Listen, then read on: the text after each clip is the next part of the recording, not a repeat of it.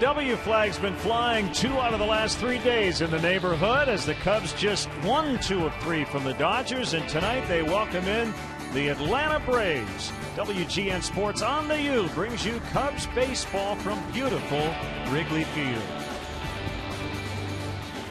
And hi again, everyone. Bob Brenly and Len Casper with you. The Cubs have been playing some good baseball here lately. We're going to break down the season to date into 2 14-game segments, one bad and one pretty good. Yeah, the first 14 games, not so much. Cubs were struggling to score runs. The pitching staff was trying to establish their own identity. The bullpen was in a state of flux, but over the last 14 games, the offense has been much better. The starting pitching has been tremendous, and even through Carlos Marmol's struggles, the bullpen has been very good.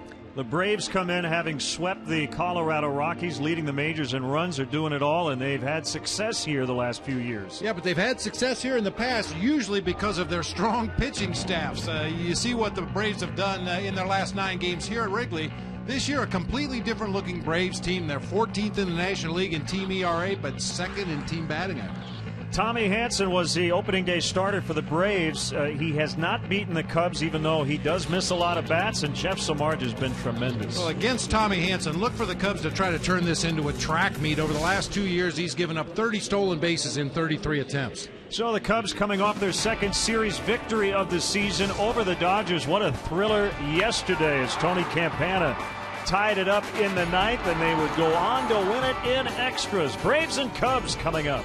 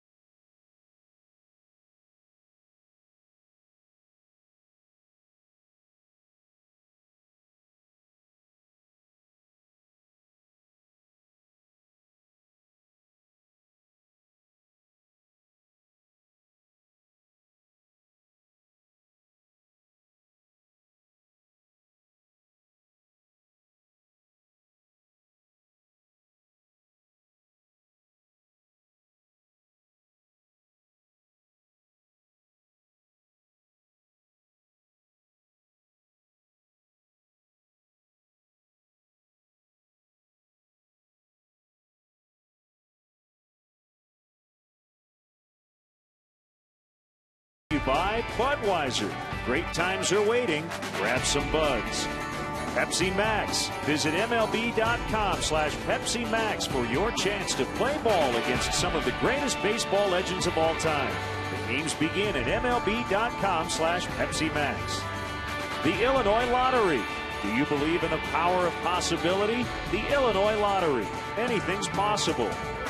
And by Ford, manufacturers of more fuel-efficient vehicles than any other brand. Check them out at your local Ford store or online at localfordstores.com. Chicago Cubs baseball in beautiful high definition is brought to you by Xfinity, your home for the most live sports. Tonight's game is available in Spanish on your SAP audio setting, provided by WRTO La Tremenda, Chicago's Spanish language sports leader, with Hector Fabregas in his 4th year, Omar Ramos in his 1st year on the call. And a calm, slightly hazy night as we get set for game 1. As the lineup cards have been exchanged, and your umpires, Chris Conroy behind the plate, Dan Bellino, the crew chief Jerry Lane, and Balk and Bob Davidson over at third. The bench coaches out exchanging those lineup cards. Jamie Quirk for the Cubs and Carlos Tosca for the Braves.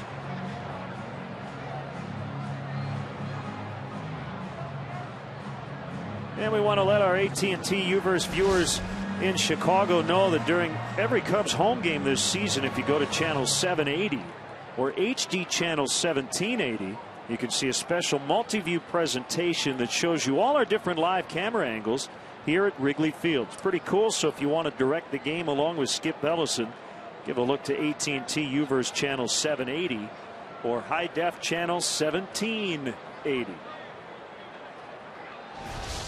Got some rain this afternoon, but we're in good shape now, clear and cool. And no wind really at all, even though it says 6 miles an hour. At the moment, it has completely died down, as you can see at the top of your screen. Those flags not doing much out at center. Now, the team that has scored the most runs in the majors to date, and they've got a hot leadoff guy, Michael Bourne. Martin Prado's in left. Freddie Freeman, 2 of the last 3 weeks, has been the NL Player of the Week. You've got McCann, the catcher, Ugla at second. Chipper Jones will retire after the season. Right? Look at what he's done lately. Jason Hayward's in right. Tyler Pasternicki, the shortstop, and Tommy Hanson, the pitcher. And let's check out how the Cubs take the field defensively tonight behind Jeff Samardzija. Brought to you by Pepsi Max, the official soft drink of Major League Baseball. 0 calories, maximum Pepsi taste. Reed Johnson getting a rare start in left field tonight for Alfonso Soriano. Tony Campana over in center field. David DeJesus with a big walk-off walk yesterday. Be back in right field. Ian Stewart feeling good enough to pop back into that starting lineup at third base.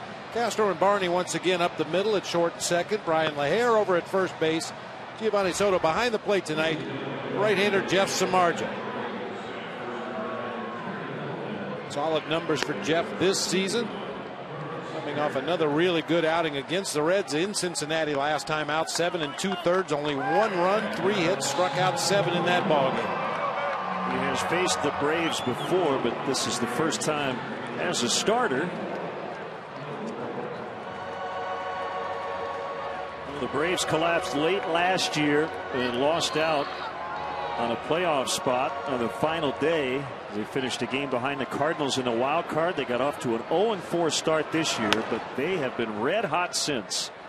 And we are underway. A fastball outside on the red hot Michael Bourne, who's hitting 10 straight, and he leads all NL leadoff hitters with 41 knocks already.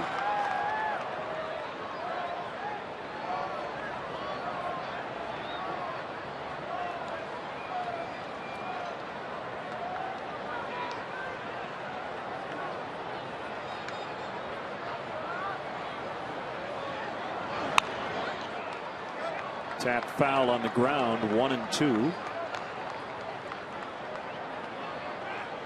Well, Michael Bourne has been at his best. He's a guy you want to keep off the bases, one of the best base stealers in the business. And Samardzija does that. He strikes him out. Yeah, 9 steals already on the season for Michael Bourne. Also keep an eye on Jason Hayward, the big right fielder, with 9 stolen bases in the early going this year. Bring up Martin Prado, who, like many Cubs, battled the flu recently. It seems to have gotten through it.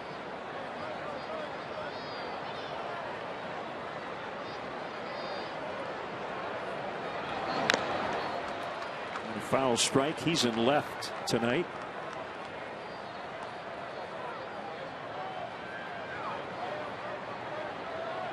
Well, the Braves had that awful finish to 2011. after leading the wild card by 10.5 games. And by 3 games with 5 to go. They lost 5 in a row to finish the year, went 9-18 in September in Freddie Gonzalez's first year as the Braves skipper, but they didn't make many changes in the offseason. Probably a smart idea. This is a good ball club and should be for a while. You've got a lot of really good young talent. Especially on the offensive side, Lynn. Led by their catcher, Brian McCann. 2-2. Cooper Jones having a resurging year here. Supposedly his final year. We'll see. And a familiar face to Chicago baseball fans. Greg Walker, former White Sox batting coach. He's now with the Braves.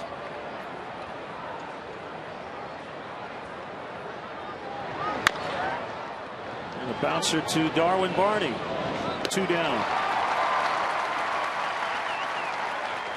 Well, I had a chance to talk to Greg Walker around the batting cage today, and he had nothing but good things to say about this young man making his way to the plate right now, Freddie Freeman. Big left-handed hitter, lightning quick bat. Said that Freeman has as much power to the opposite field as a right-handed pull hitter. Well, he was just named the National League Player of the Week for the 2nd time in the last 3 weeks.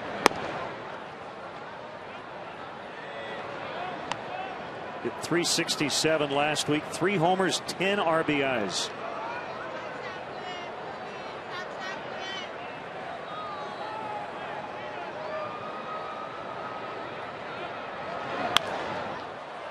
Well, there are 30 big league teams, and among all first basemen,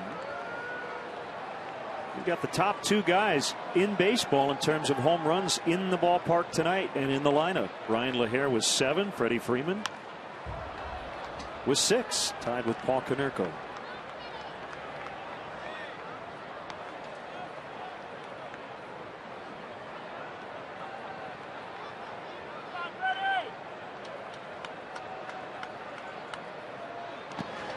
Freeman would have won the Rookie of the Year last year if it weren't for his teammate Craig Kimbrell. Freeman finished 2nd.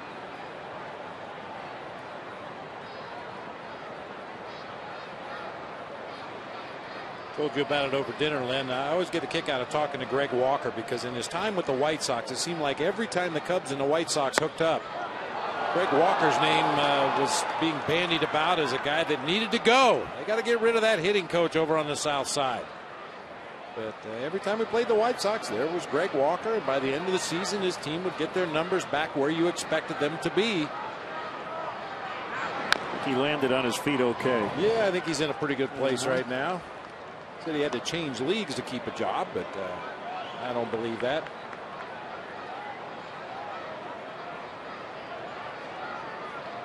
He's from Douglas, Georgia, so worked out well.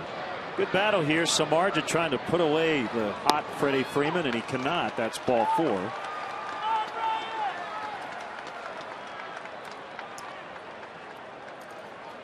It's only the 11th walk issued by Samardzija in 32 1/3 innings. And only the 6th walk taken by Freddie Freeman, normally a very, very aggressive swinger. Now the catcher and cleanup man, Brian McCann. And the Cubs will employ their pull shift on the infield. Castro over on the other side of 2nd. And the fastball misses outside for ball 1.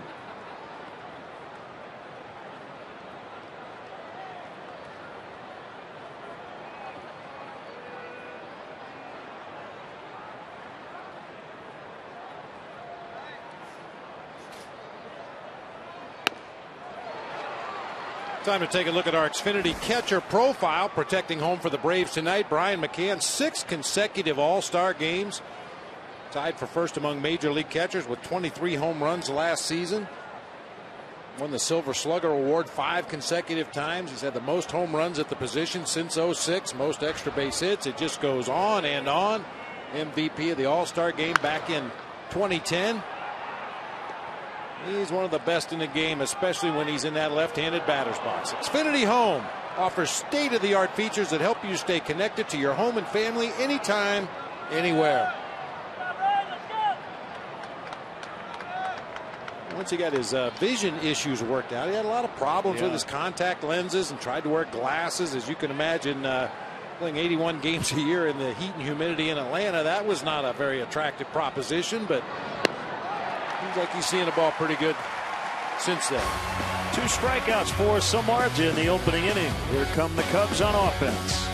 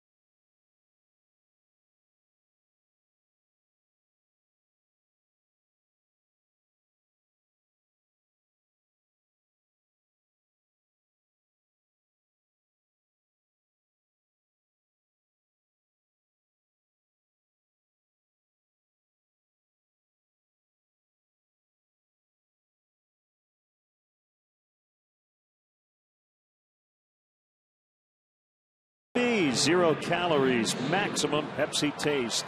David DeJesus won the game with a bases loaded walk in the 11th yesterday. Campana tied it in the 9th. Castro hitting .345. Brian LaHare at .390.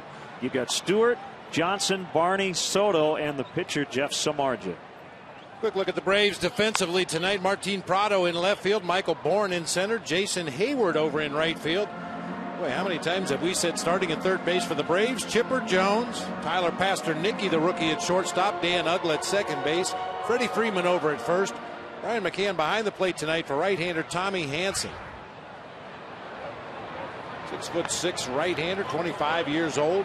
Fastball, slider. We'll mix in an occasional changeup, occasional curveball. Braves defense has been very good in the early going this season. 3 teams atop the National League in fielding percentage: the Phillies, the Cardinals, the Dodgers. Braves not far behind. And a called strike on DeJesus. It's turned into a nice evening. A little cool, but it's not raining. Makes it an A+.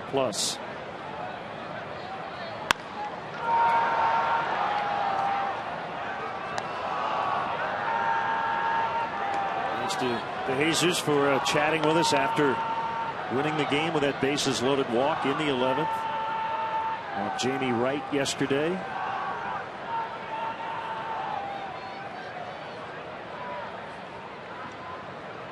DeJesus took 3 walks in the game. Way inside. And all the excitement after the walk-off walk. I didn't realize it until I saw a replay. Jamie Wright threw a breaking pitch on that 3-2 count to David DeJesus. Jamie Wright's bread and butter has always been that heavy sinking fastball, but found it odd that he went after David with a breaking ball to end the ball game.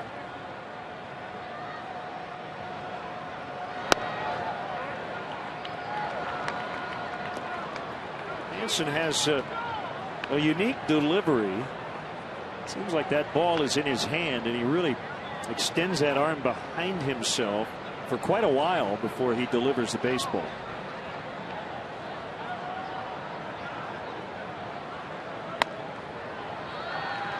A couple of stints on the DL last year with some shoulder issues. His velocity's down a couple of miles per hour on his fastball in the early going this year. Might still be developing the arm strength after the injuries last season. We'll see as the year goes on. back grounder to Freeman. One away. Cub fans, make sure you check out our WGN baseball blog on WGNTV.com. The blog is brought to you by Jeff Vukovich, nationwide agent serving the area for 33 years. Contact Jeff at jeffvuk.com. Nationwide is on your side.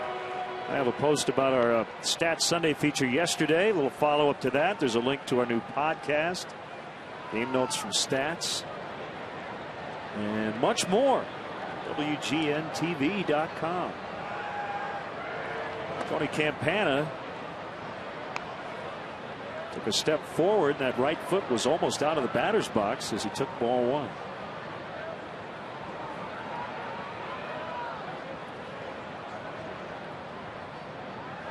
Game-tying single in the ninth yesterday.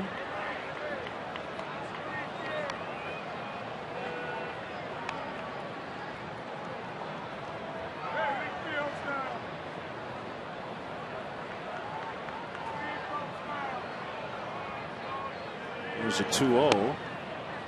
That's a strike, and it's 2-1.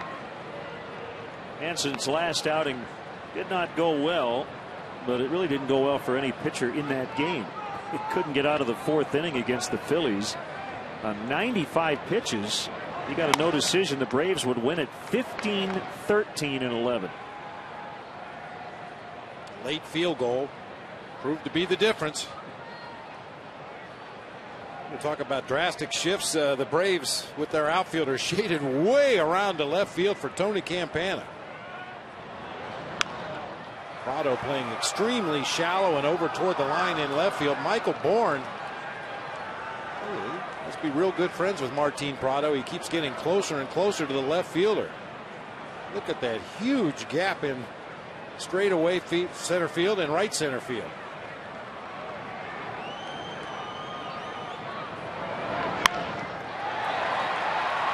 They had it played perfectly as Prado had to move a few steps to his glove side. I love the overshifts league-wide, Bob, because then I don't have to look at the charts. All I have to do is look at the defense, and I can tell you where everybody hits the ball. Now, we know where Tony Campana hits the ball, and the Braves do too.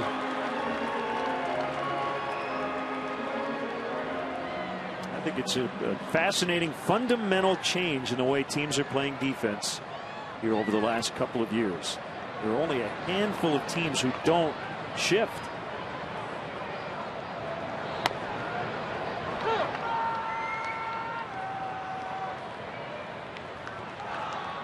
In that respect, and we've talked about this in the past, the Braves were a little bit ahead of the curve as far as shifting, especially in the outfield.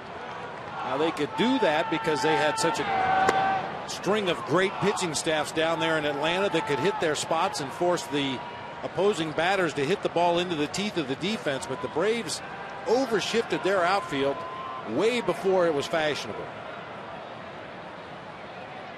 2-year anniversary tonight of Starlin Castro's historic big league debut in Cincinnati. 2010, May 7th. 6 RBIs. We'll have more on that coming up.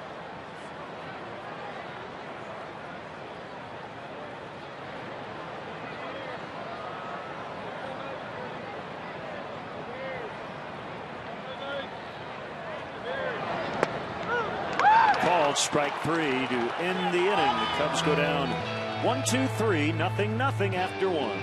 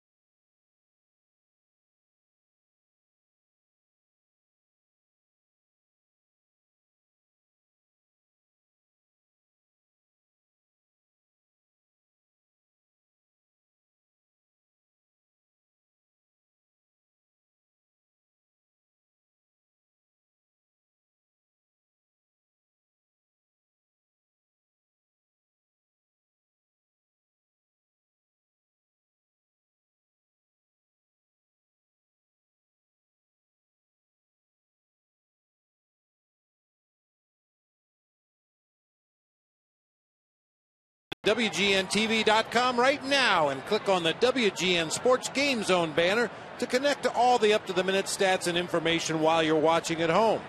Game Zone is sponsored by The Great Escape, pools, patio sets, play sets, hot tubs, and more. Dan Ugla, power hitting second baseman, takes a strike.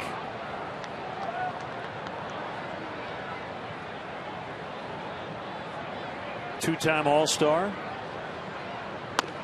And a 33-game hitting streak last year. You may remember he ended it against the Cubs in August in Atlanta.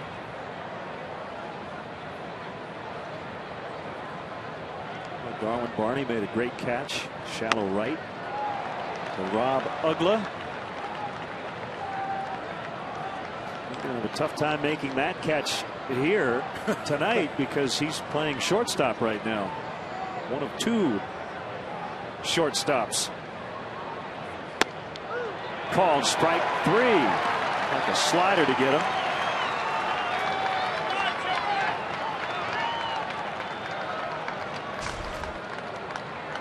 The best power hitting second baseman in the game. So it might have been a split. I was going to say it might have been a split. Not a lot of downward movement, but enough to get Ugla to lay off for a called strike three. Here's Chipper Jones. 40 years old. He's going to retire at season's end. And he's hot.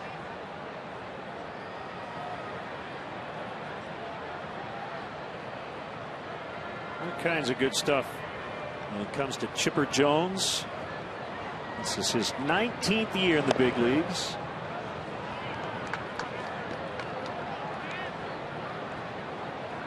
And I did talk to him today about Wrigley Field. As you look at the switch hitters in terms of home runs, all time only Mickey Mantle and Eddie Murray with more homers among switch hitters. Chipper's a career .219 batter at Wrigley Field. And he had some comments recently about not really liking this park. So I said, "You're going to give me something good about the park?" He said, "Don't get me wrong. I love this place. This is one of those places when I retire, I would like to come back as a fan and watch a game." But low batting average and, you know, not a big fan of the visiting clubhouse and tiny dugout. So that certainly has skewed his judgment of this beautiful place. But he said, "No, I do like it." So I was kind of kidding around. Yeah, when one of the greatest switch hitters in the history of the game hits .219, you can see why he's not crazy about this place. Right. Barney will pick it up and get Jones for the out. Chamberlain College of Nursing is proud to sponsor Nurses Night at the ballpark tomorrow at Wrigley Field. Don't miss the action as the Cubs battle these Braves at 7:05, and the first 10,000 fans get a Cubs t-shirt. Compliments of Chamberlain College of Nursing.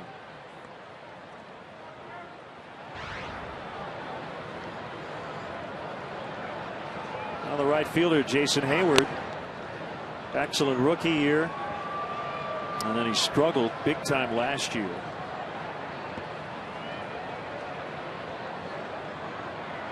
Yeah, Jason Hayward's always been very busy in his approach at the plate rather.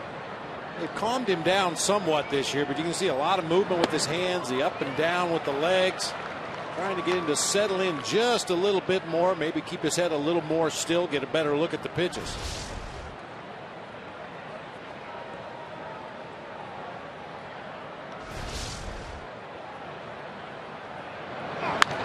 Oh, a high blast deep to right, and De Jesus runs out of room. That's a home run for Jason Hayward. Jason Hayward doesn't play in this ballpark much, but he has already hit 4 home runs at Wrigley Field. I mean, he has one of those swings, Len. I don't know what kind of career Jason Hayward is going to end up having, but when he makes contact like he does on this Jeff Samardzija offering, oh my. Very little doubt about that one. Jesus gives it a look all the way back to the doorway out there in right field, but plenty by Hayward to get it out of here. He's now 10 for 24 at Wrigley Field with 4 home runs and 10 RBIs. Probably asked Chipper, what do you mean you don't like this ballpark? Right. I think it's great.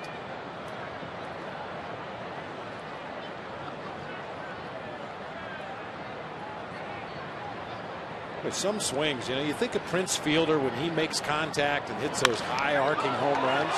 Ringing single into left field that time by the rookie Tyler Pasternicki, the shortstop.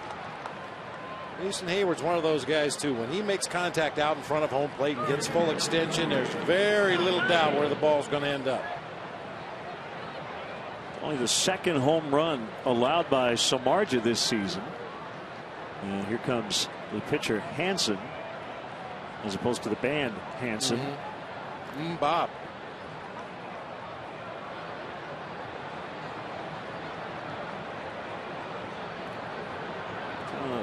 Around Aaron Harang territory in terms of that career batting average. Yeah, he's definitely one of those pitchers you like to get to the plate with a runner on base and nobody out.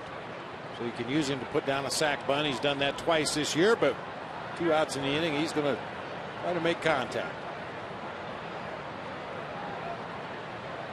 By the way, the other home run Samardzija has allowed came back in his first start. Adam LaRoche on April 8th. So he went 4 consecutive starts without allowing a home run before the Hayward shot. And when you keep your walks down and you keep the ball in the ballpark, you've got a shot at having some pretty good numbers, and Samardzija has 3-1 with a .341 coming in.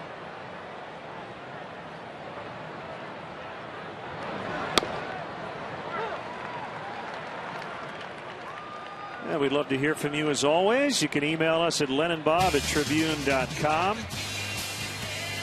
And also follow us on Facebook and Twitter.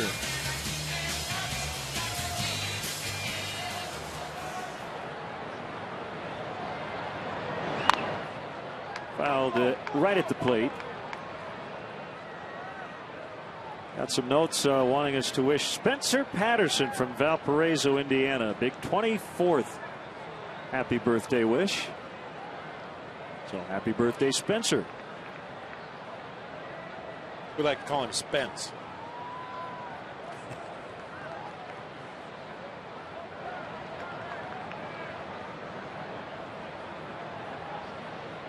Samardzija will fire over. In terms of news of the day, the Cubs made a roster move because they were short on their bench after designating for assignment Blake DeWitt to make room for Travis Wood. Wood was sent back to Iowa.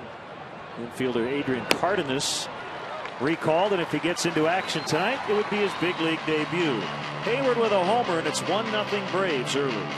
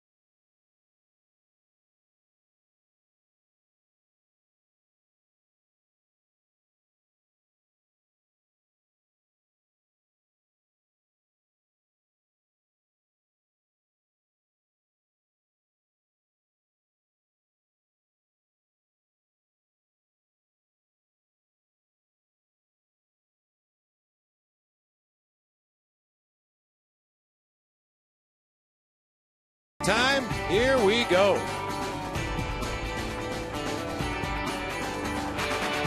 Jason Hayward with a solo home run, and the Braves have a 1-0 lead. Talked about their slow start. They lost their first 4 games, but since then they've the best team in baseball at 18-7.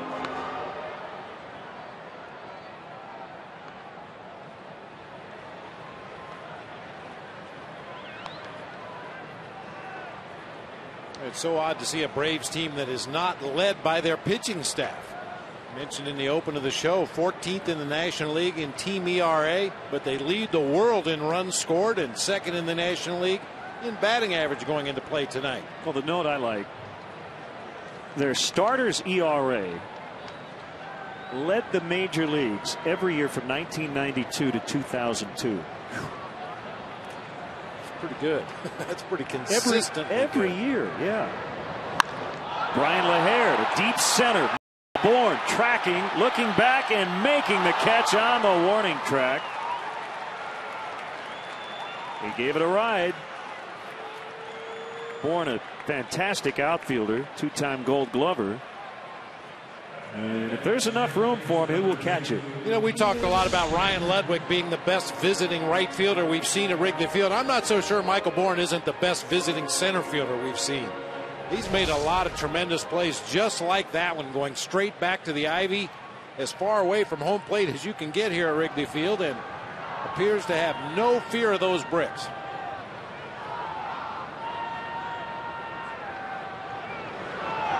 Here's Ian Stewart. Gutted out a pinch hit at bat in the 9th inning. Singled and scored the game tying run. Dale Swain said Stewart told him he was a bit dizzy and couldn't really see straight. Yeah, but go hit anyway. Yeah, that's what it was down to for this team yesterday. Worked out well. Swing at the one in the middle.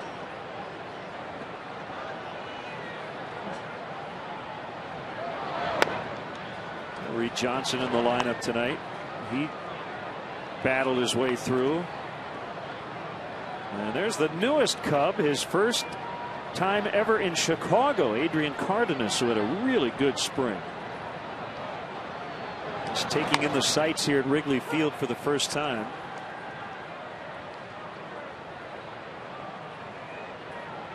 He was Baseball America's High School Player of the Year back in 2006.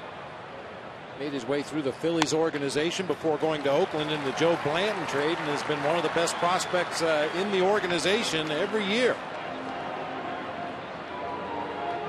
1-out walk to Stewart, and stay tuned for the 7th inning stretch a little later on. Brought to you by Captain Morgan. Raise your glass, always in moderation, to life, love, and loot. Northwestern football coach Pat Fitzgerald will conduct the stretch. Our stretch streak ended at 1. We can lock the door and not let coach in. It's true.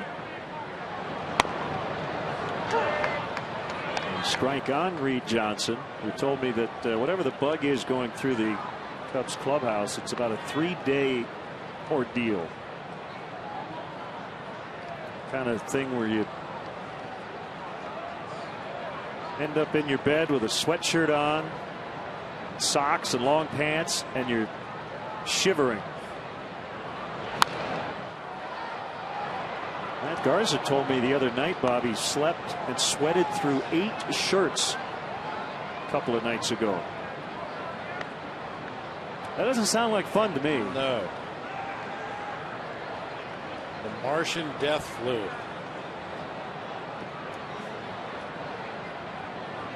The great writer Dave Barry one time wrote a column about having the flu and the things that we all go through when you get it. And it's not funny when you're going through it, but the way Dave Barry described it made me laugh.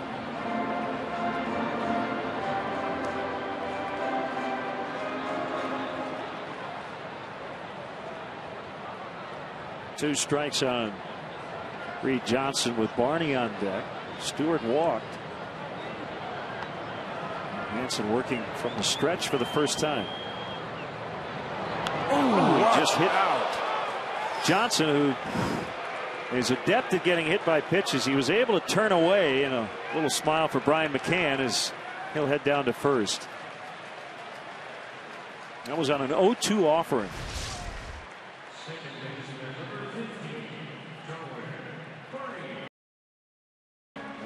Well, as you can avoid getting hit in the face. Yeah, make like a turtle and turn away from the ball. Took it off his left shoulder, the back of his left shoulder. You could see the reaction by Brian McCann.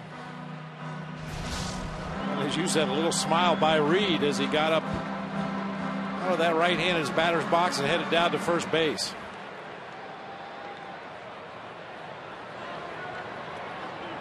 That was headed right for his dome.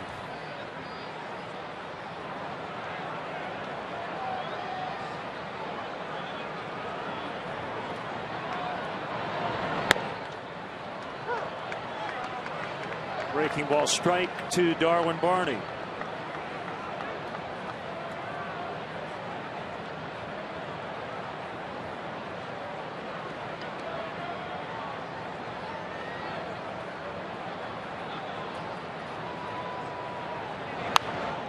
And that one fouled out of play.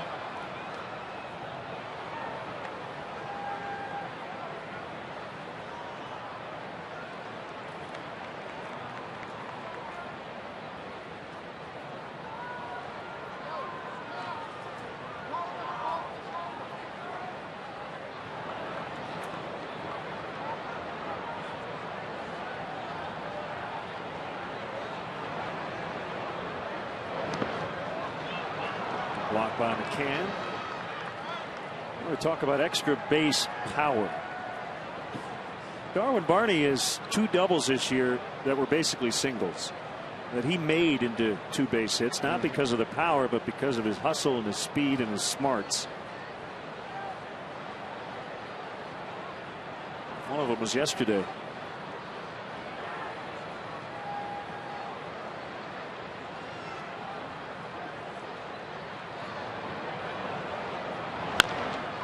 He scored the game-winning run as a result, ultimately, and he hits into a double play to end the threat. No hits. The Cubs did get a couple of base runners, but they trail 1-0.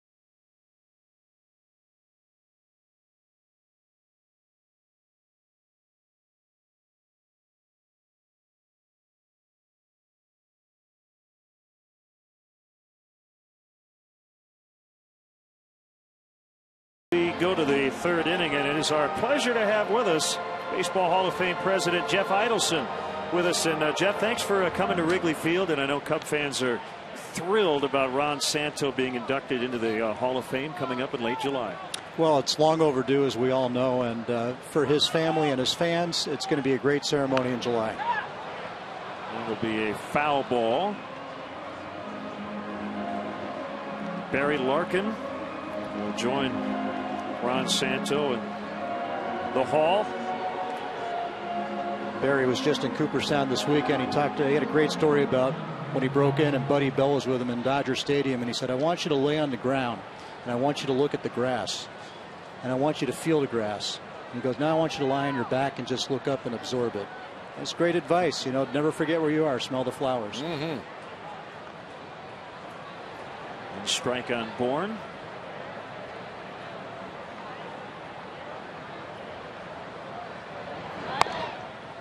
And that one missed. Bert Blyleven, long overdue, going into the Hall of Fame. Well, it's such a great ceremony. Obviously, Cooperstown, a wonderful place to visit any time of year, but especially for the Hall of Fame induction ceremonies. Do you change anything about the induction ceremony from year to year? Well, Bob, every year, every induction carries its own flavor based on the inductees going in, but it's a celebration of those going in, Santo and Larkin, but it's the 50 to 60 Hall of Famers who will be coming back to join them. And for Cub fans who are so passionate, and the Ricketts family who want to do it upright, there'll be a party Saturday that the Cubs will throw in Cooperstown, a chance for Cub fans to come and celebrate Ron's induction and also enjoy Cooperstown to the hill. Cubs are throwing a party? I think so. Does that sound unusual? So Saturday, July 21st and Sunday, July 22nd. That's the weekend. And the induction ceremony will be on Sunday. Here's the 2-2. Well, can you give away any secrets in terms of what Cub fans will see when they're there on Sunday, July 22nd, Jeff?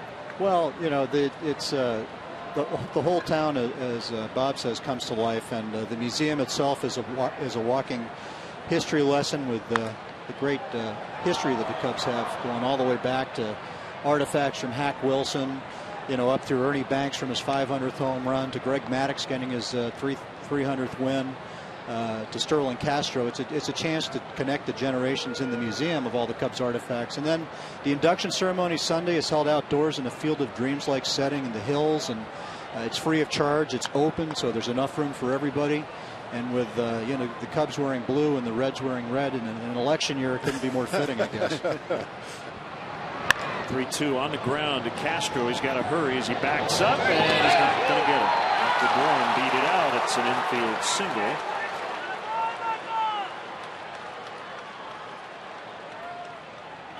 Well, you can go to Cooperstown and check out Hank Aaron.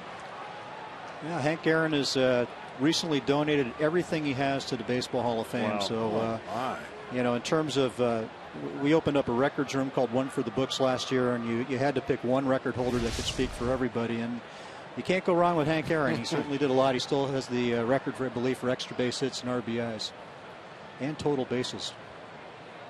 Bourne on, nobody out. And Samar just steps off. We often hear about great performances or strange performances, odd occurrences, and that the Hall of Fame will ask for, you know, a ball, a glove, a hat, a uniform, perfect games, things like that. Kerry Wood's 20 strikeout game, what was taken from that? Yeah, you remember? I do remember. His cap and his jersey are in Cooperstown, and you know, you talk about odd stories. It's funny. I was talking to Kerry like the next year or 2 years later in spring training in Hoboken, and we're walking out of the dugout, and this fan says to Kerry, "Would you mind signing my jersey?" He goes, "Sure." He goes, "This is the one that you were wearing when you had your 20 strikeout game." And Kerry says, "Well, he's from the Hall of Fame, and he says it's in Cooperstown." I said, "Sir, I hate to tell you this, but you just never know."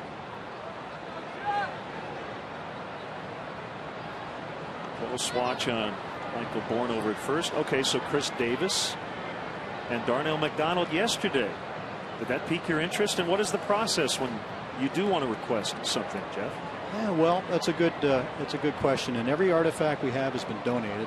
The museum's not for profit, so we're not in a position to to purchase artifacts. But you look at what the storyline is, and in that case, you had not one but two position players pitching, I believe, for the first time since 1925. I think it was Ty Cobb and George Sisler are both Hall of Famers. So, you might look at a lineup card or perhaps a game ball signed by both starting pitchers, something that 20 years from now you can tell the story and it'll make sense.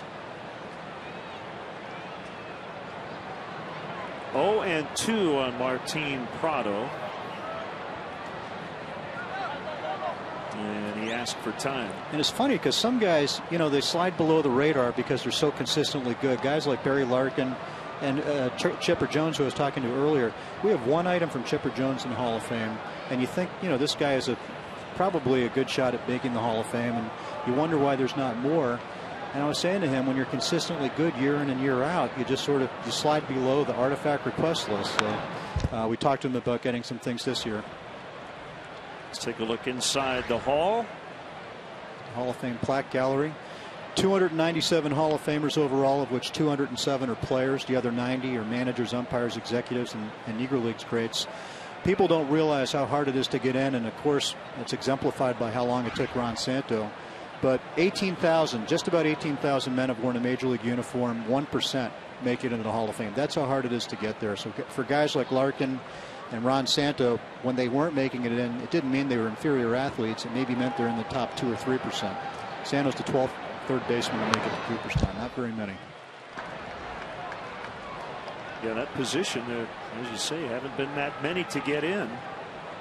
And Chipper may be on that list down the road.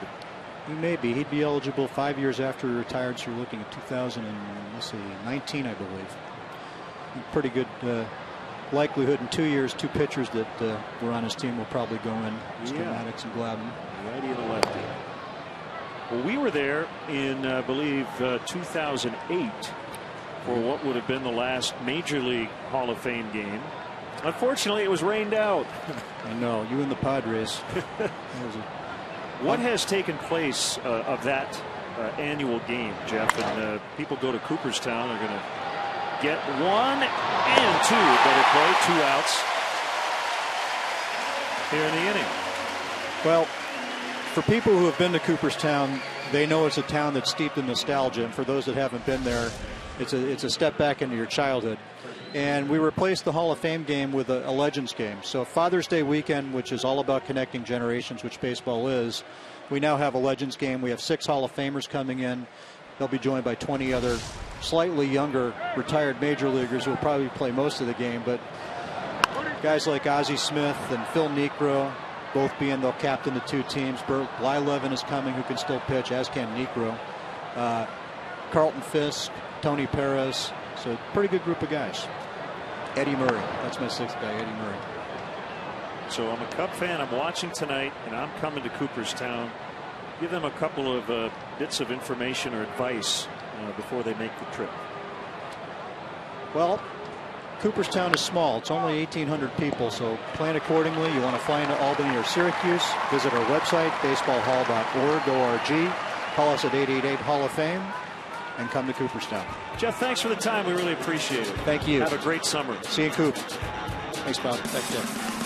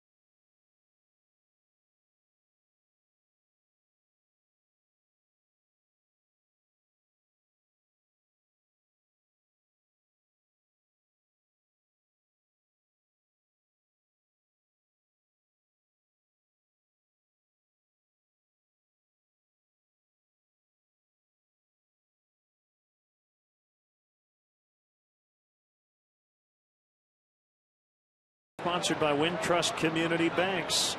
Tomorrow's the next Cubs Corner at Wildfire. Join David DeJesus and Ian Stewart for a live WGN radio broadcast. And enjoy a great 3-course lunch, all for just $55. Call Wildfire at 312-787-9000 or visit Cubs.com. Thanks to Jeff Idelson, president of National Baseball Hall of Fame, for giving us a primer on Induction Day 2012. I'm jealous of Jeff. I asked him after the inning was over, where do you live? He said on Pioneer Street in Cooperstown. I'm telling you, if you've never been, it really is like a Norman Rockwell picture. It's old school Americana, just a tiny little town, one stoplight, all about baseball. A couple of other notes. Is Giovanni Soto on a 2-1 count. There are 297 Hall of Fame members, 66 of whom are living. And there are a couple of other award winners who will be presented with their awards on Saturday. Well hit out into center. Bourne going after it, and he makes a catch. What a play by Bourne. He's had a Gold Glove night, and we're only in the 3rd inning. Wow. We were just talking about his prowess in that last inning the Cubs hit. Covers so much ground with his blazing speed. Very aware where he's at on the field. Got to the warning track, kind of leveled out his route to the ball. Makes a nice running backhanded catch on a drive off the bat of Giovanni Soto.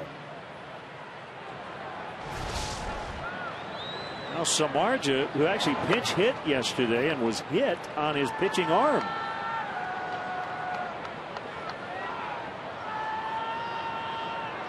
Well, he made that look easy, and it was not.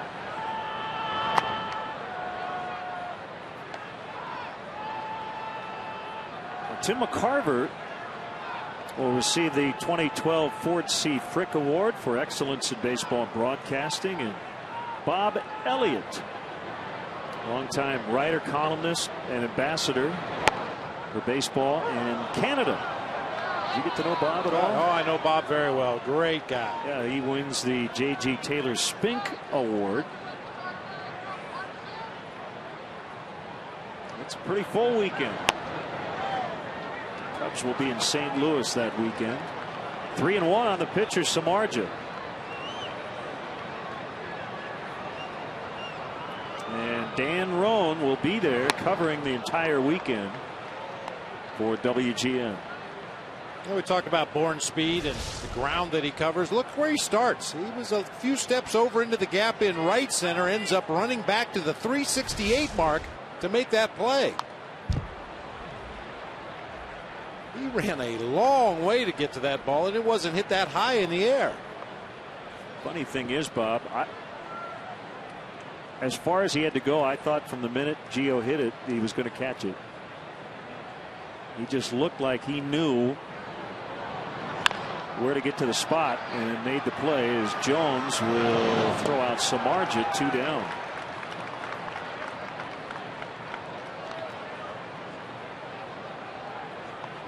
A center fielder that can cover ground like that. Wow, look at that. Look at the hands on that guy.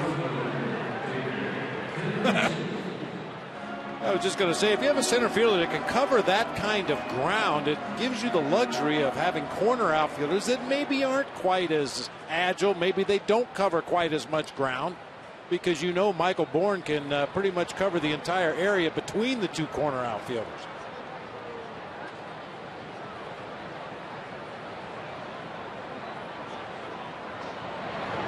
That old saying about the great center fielder for the Phillies, Gary Maddox. 2/3 of the world is covered with water, and the other third is covered by Gary Maddox.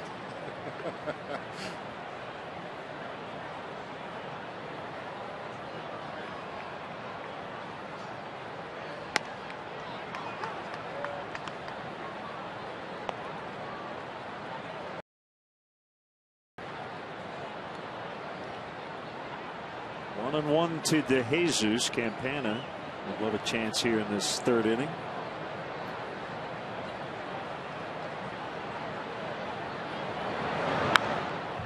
Now 1-2.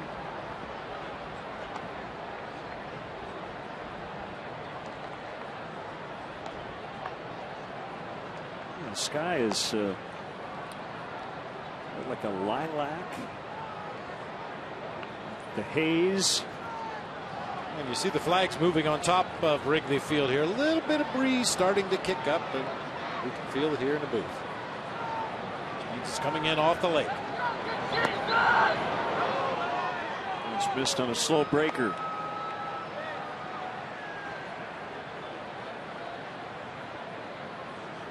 I'd say we've seen that fog every day on this homestand.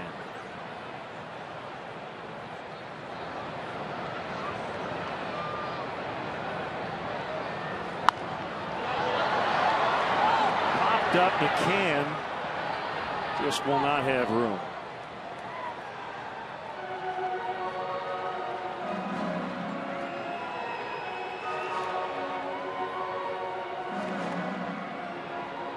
Polite exchange. You saw DeJesus hand McCann his catcher's mask, and McCann said thank you.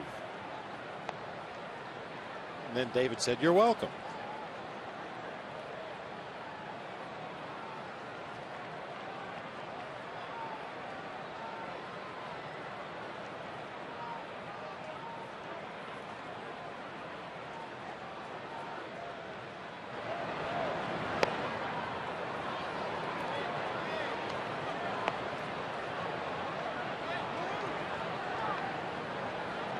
Two on DeJesus.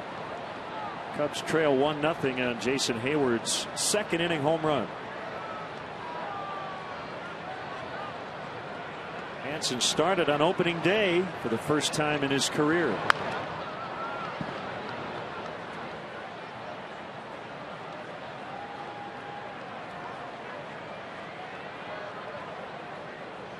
Randall Delgado, Ryan Dempster tomorrow night on WGN, and then Tim Hudson and Paul Maholm on Wednesday afternoon.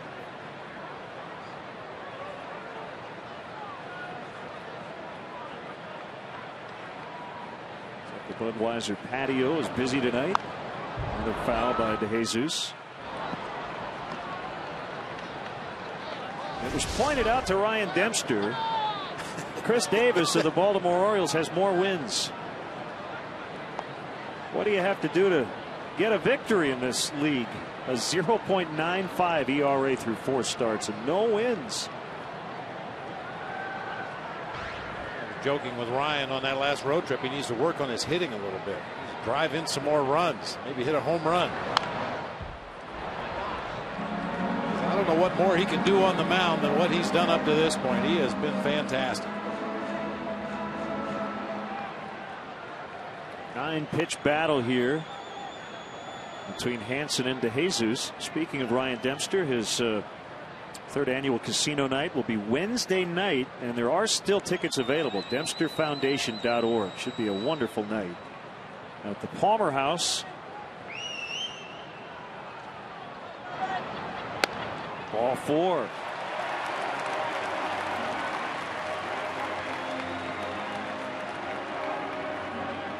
Still without a hit, but they'll have their third base runner of the evening. 2 walks and a hit batter. Let's see how aggressive Dale Swain wants to be. I mentioned Tommy Hansen's numbers versus stolen bases. Not good at all. 5 out of 6 have been successful this year. 30 out of 33 last year. Campana into the right field corner as DeJesus coming around toward third. Pat Listash is going to put on the brakes. And I think it was the right play. It's a double for Campana. And it'll give Castro a chance. There's a shift beater there. We showed you the way the Braves lined up for Tony Campana defensively in his last at bat, assuming he was going to hit the ball to the opposite field, which he did back in the first inning, but this time he crosses up the Braves by pulling that ball down toward the right field corner.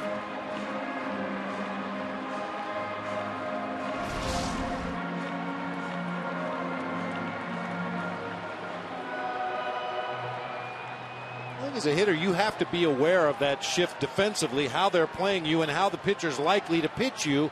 And if they make a mistake that you can hit away from the shift, I think it's on you as a hitter to hack at that pitch. Tony got a pitch up and over the inside part of the plate and was able to pull it down into that right field corner. Take advantage of the weakness in the defense if that pitcher makes a mistake in that area.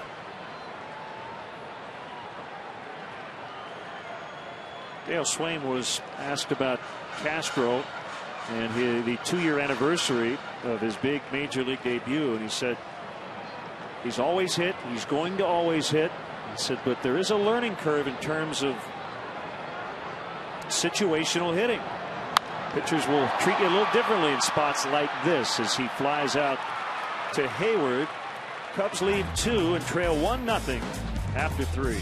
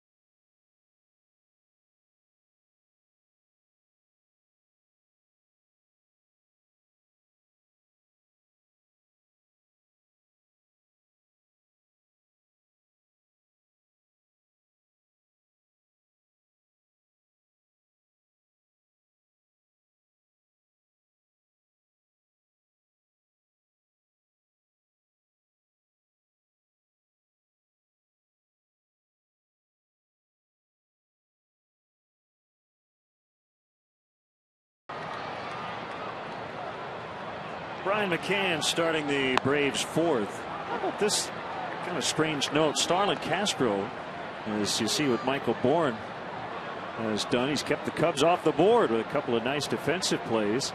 Starlin's made the 3rd out in his last 6 consecutive plate appearances. Now, one of those outs was after a 2-run single, and he ran into an out at second base. But that means Brian LaHair keeps leading off innings. Well, it's good and bad. It's good because LaHair keeps getting on, but you certainly would like to have him up there with some guys on base. Yeah, and you were talking about Dale Swain talking about the situational hitting for Starlin Castro, some things that he will learn with more experience. And one of those things is when you have Tony Campana on at first base, give him a pitch or two to try to steal second. I know it's against Starlin's nature to take too many pitches, especially to take strikes. He wants to swing that bat, and he's been extremely successful with his approach up to this point. But in order to be a more productive team player, there may be times he'll have to take a strike or two to allow Campana or David DeJesus to get into scoring position and give him some RBI opportunities.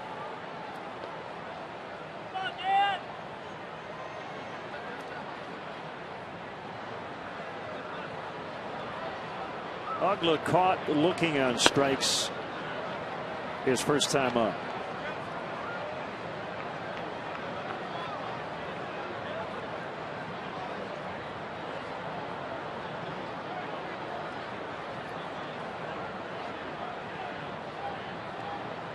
Samardzija with a 1-0 offering. It is a strike. And the Brewers keep getting bad news. Alex Gonzalez, their shortstop, is done. He's going to have season-ending knee surgery. A torn ACL in his right knee. Matt Gamble last week, their first baseman, tore the ACL in his right knee. Castro makes a catch, 2 down, and that leads us into our forward upcoming Cubs schedule.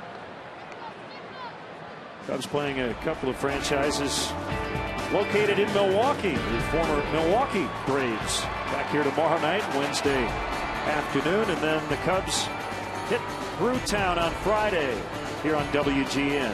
Ford manufacturers of more fuel-efficient vehicles than any other brand. Check them out at your local Ford store. As Chipper Jones with a base hit, or online at localfordstores.com. Screamer back up the middle, and Castro just couldn't get it. Chipper's 1 for 2. When Chipper has been in their lineup, and sometimes it's been a day-to-day proposition with the surgically repaired knee, the Braves have gone 13-2 this season. This is his 16th start at third base.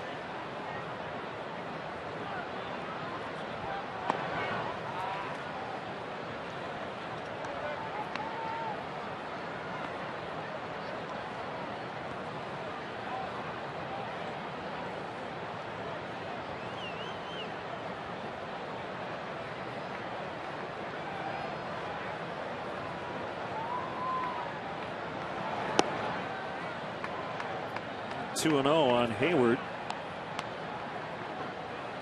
Pretty safe to say Chipper Jones is not a stolen base threat because of those knee issues.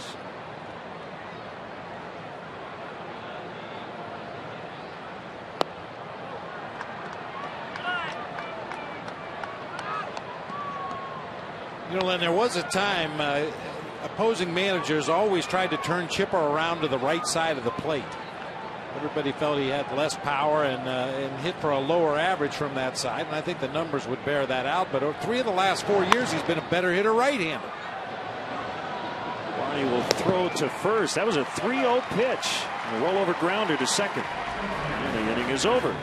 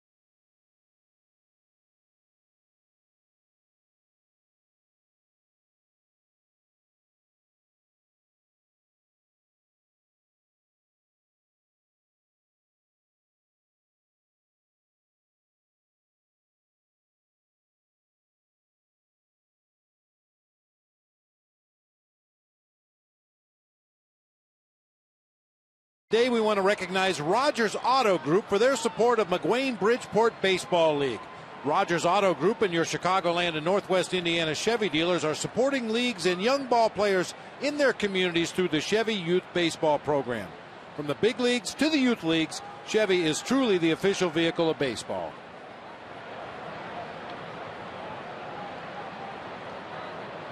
Cubs de facto leadoff man, Brian LaHare.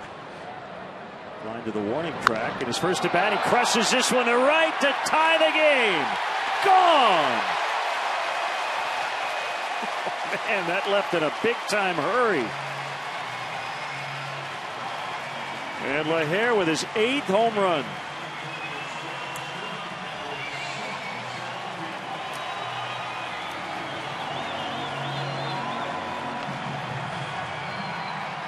Yeah, Brian LaHare has probably seen more pitches per plate appearance than any other Cubs hitter, but he's had 2 at-bats in this game and hit the ball right on the button twice.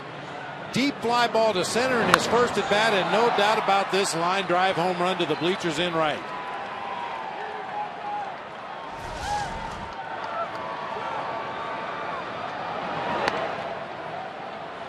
So 1-1, each team with a home run.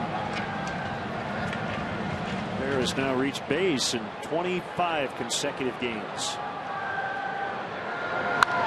Ian Stewart. Yeah. And the Cubs go back to back. His 3rd of the year.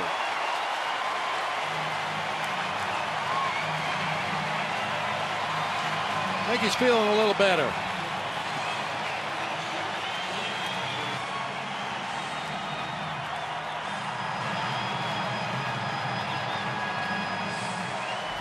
Couple of laser beam home runs to those bleachers in right field. Hansen right in Ian Stewart's wheelhouse, down and in, just drops the barrel of the bat on the ball and easily rides it out of here to right field. Consecutive homers to lead off the bottom of the 4th, and the Cubs lead for the first time. Keep the line moving.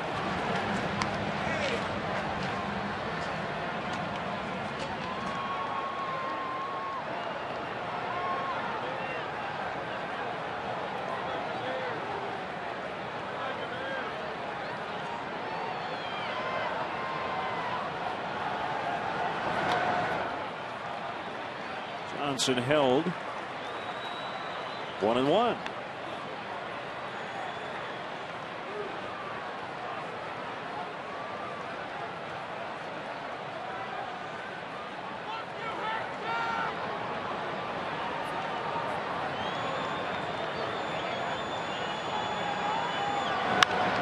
Reed Johnson high and deep left center. Bourne going after this one. Prado there.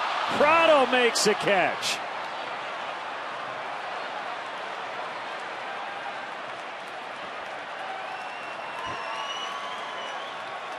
The Cubs need to hit the ball to right. Reed sure gave it a ride that time. Tommy Hansen with a breaking ball that just kind of hung over that inside part of the plate. Looked like a home run off the bat of Reed Johnson, but Prado able to run it down. It's a very popular area for fly balls in this game. Giovanni Soto's was in the same vicinity, and the same result. This time Prado making the catch.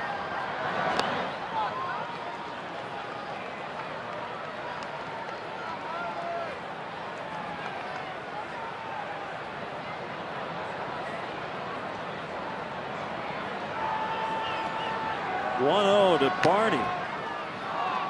1-1.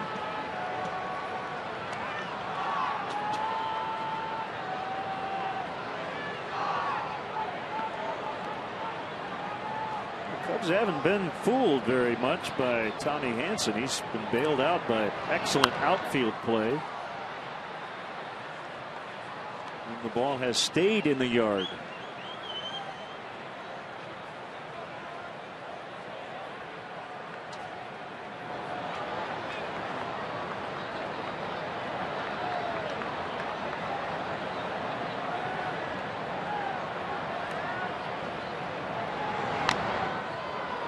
Foul tip, strike 3. Hey, you think about the fly ball outs in this game. Tony Campana did hit his lazy fly ball to left field back in the first, but Brian LaHare chasing Michael Bourne to the vines in center field. Giovanni Soto chasing him back to the vines in left center. Starlin Castro hit a long fly ball to right field to end the 3rd inning. And then Reed Johnson's drive to the gap in left center that was run down. Caught the outside corner.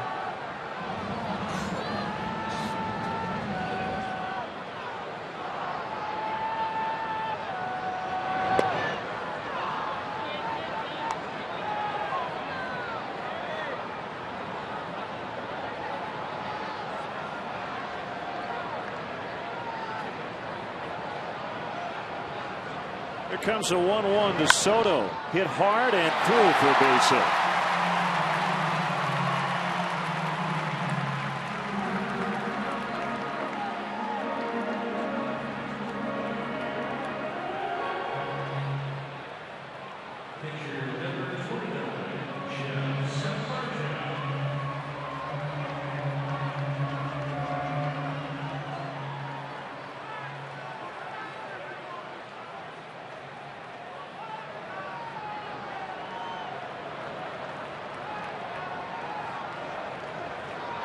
So Marge grounded out his first time, but that was after he worked a full count.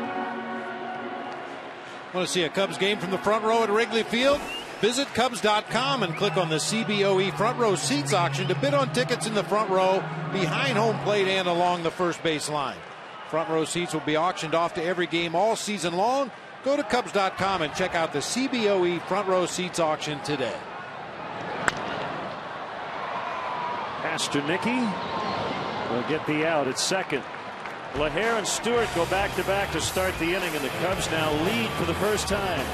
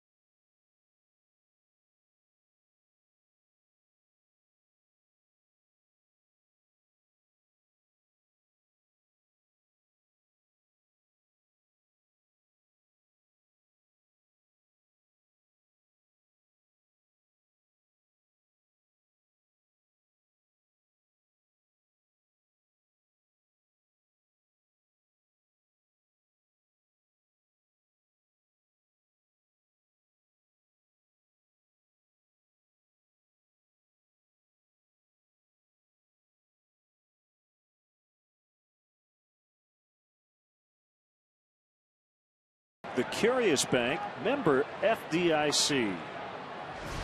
And let's go first to third. Chris Davis, first win by position player since Rocky Colavito back in 1968. Curtis Granderson with his 1,000th career hit. Congrats to the Chicago native. And Bryce Harper stole home against the Phillies last night. There's more to the story. The steal of home came after Cole Hamels intentionally hit him with a pitch. After the game, Hamels admitted he was trying to hit him, said he was going old school, young 19-year-old. Kind of the way veterans are supposed to treat rookies. I don't get why he did it. I don't get why he admitted it, but baseball didn't appreciate it and suspended Hamels for 5 games as a result. I think they just suspended Cole Hamels for being stupid. Quote, I was trying to hit him. I'm not going to deny it. I'm not trying to injure the guy. Stewart spins and gets Pasternicki. Said that's something I grew up watching. That's kind of what happened. So I'm just trying to continue the old baseball because I think some people are kind of getting away from it.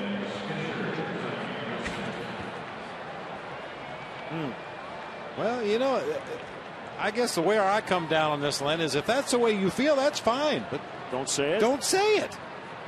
I never understood that when guys would yell at each other from the dugout. I'm going to hit you. I'm going to drill you. Just go do it. Don't say it. Just do it. Then you can always come back with the, hey, it just slipped. You know, I'm trying to pitch inside. The ball got away. Who can argue with that? But when you come out and say you intentionally hit somebody, then you deserve to get suspended.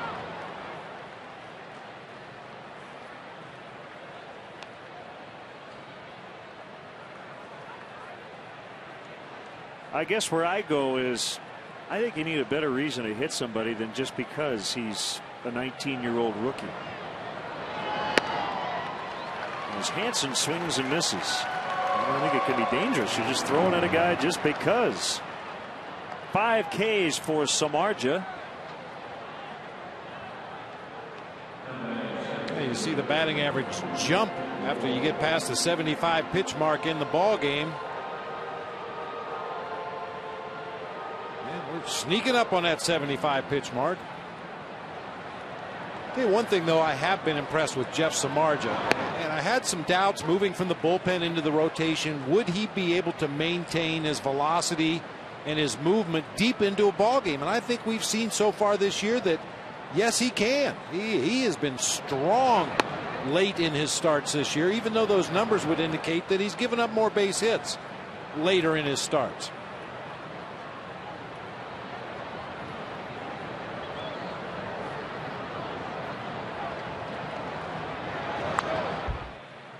Bourne kept his hitting streak alive, pushed it to 11 with a single in the 3rd inning, a leadoff single at that.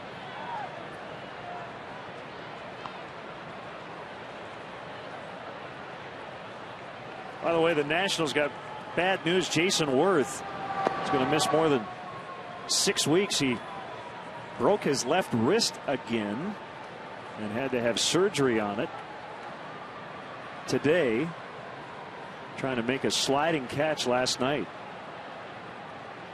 It's not the first time he's had an injury to that wrist, but it's not related to the wrist problem he had in 2005.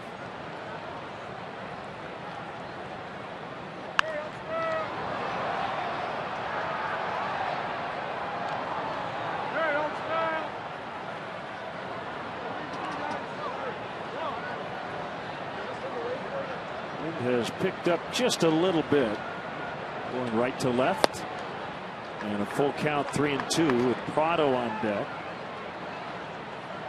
Guillermo Mota, veteran reliever with the Giants, has been served with a 100-game suspension, tested positive for a PED.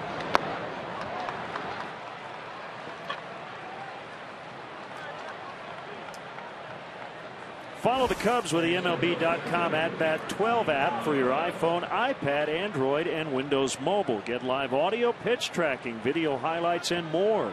Text At-Bat to 31826 or go to Cubs.com for details.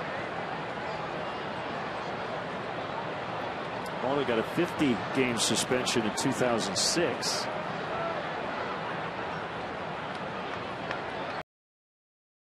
Major leaguer has gotten a 100-game suspension.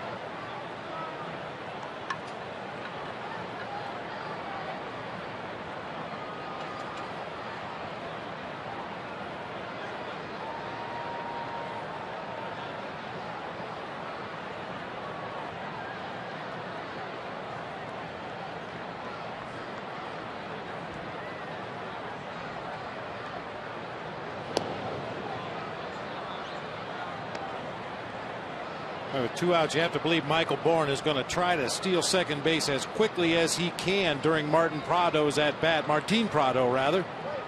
And with that in mind, pick-off throw to first base. Jeff Samardzija probably used a slide step, or as close as he gets to a slide step with that big frame.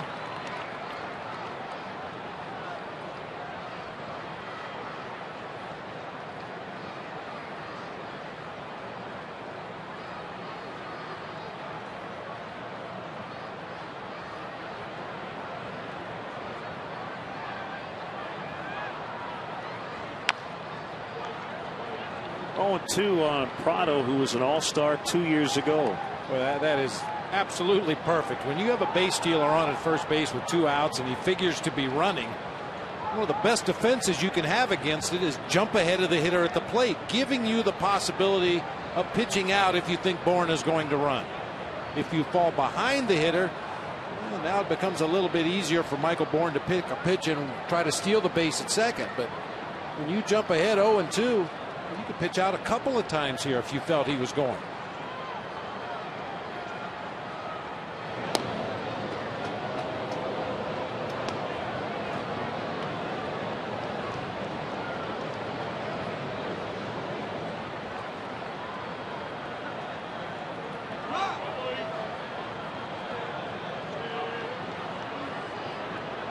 There he goes. They do not pitch out. The throw's going to be late. A good save by Barney.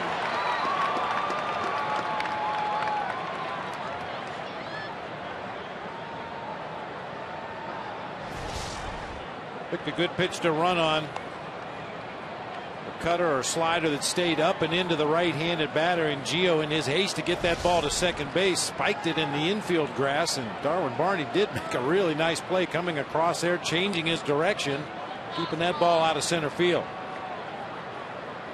That's Bourne's 225th steal since 2008, the most in the majors, but the steal is not going to lead to a run in this inning as Stewart throws out Prado. Cubs lead 2-1.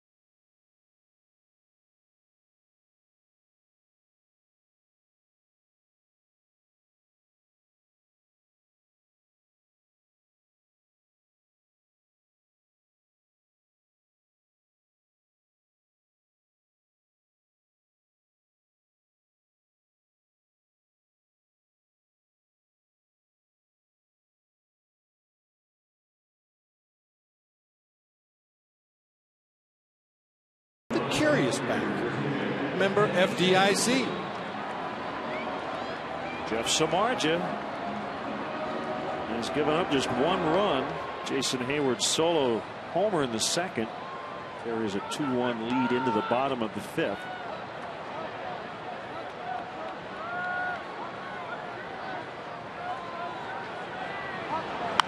See if the Cubs can keep this inning alive and allow Brian LaHare to get an at-bat with somebody on base. Wouldn't that be a novelty?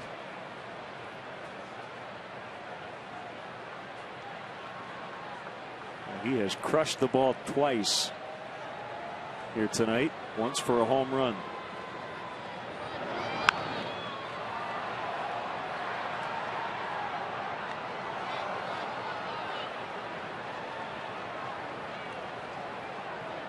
Tickets are available now for the 2012 Cubs season, including the next homestand when the Phillies and White Sox come in, starting next Wednesday, May 16th here at Wrigley Field.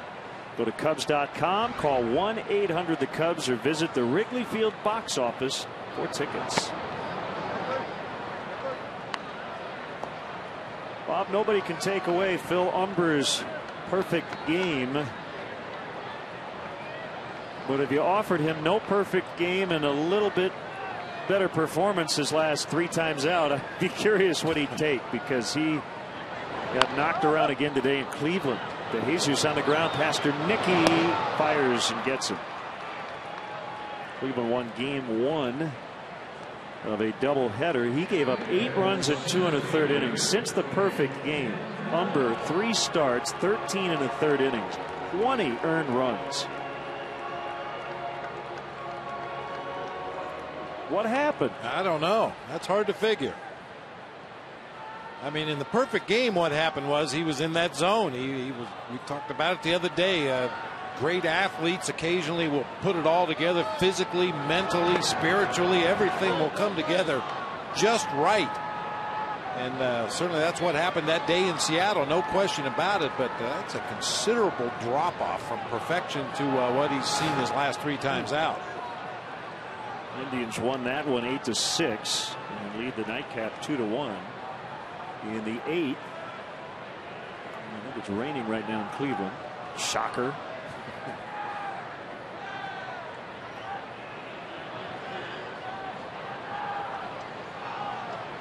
Indians are in first place. 2-1 on Campana. Shocker. Another shocker.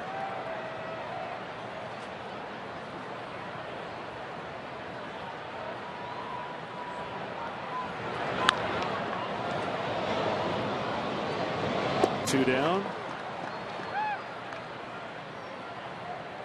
Time now to take a look at our AT&T U-verse replay. 2 years ago today, Starlin Castro led off his major league career with a 3-run homer. He would later clear the bases with a triple. See what's possible with AT&T U-verse. High-speed internet. AT&T, rethink possible. More RBIs in a big league debut than any major leaguer ever.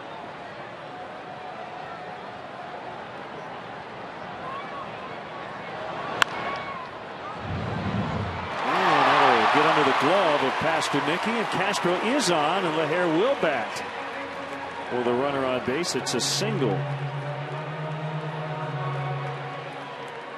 Haven't seen a lot of Tyler Pastor Nicky at shortstop, but I find it hard to believe he was going to be able to throw out Castro even if he comes up with that ball cleanly. Way over in the hole between third and short. His momentum carrying him toward that foul line. I think Starlin was going to leg that out easily anyway.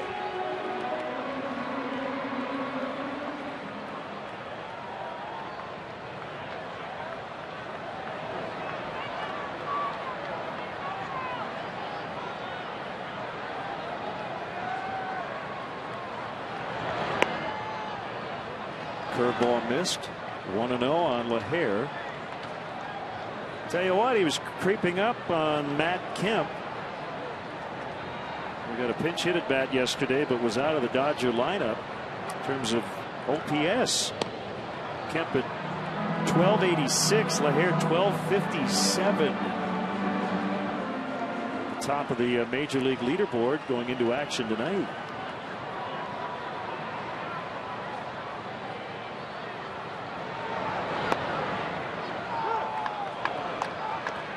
Get out the calculator. You gonna take my shoes off? No. Okay. So right now, LaHair's at 1289. 3 points ahead of Matt Kemp.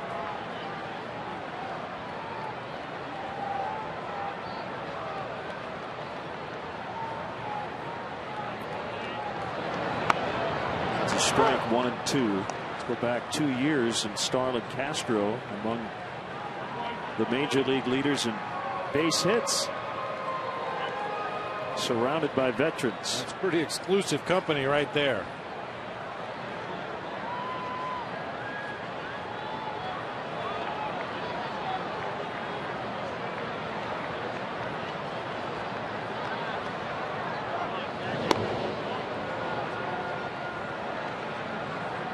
I'm surprised to see that Michael Young is at the top of that list. He kind of flies under the radar. He's very consistent, goes out and gets his knocks, helps his team win on a nightly basis, but doesn't get the same kind of notoriety as a lot of the other players that we just showed you.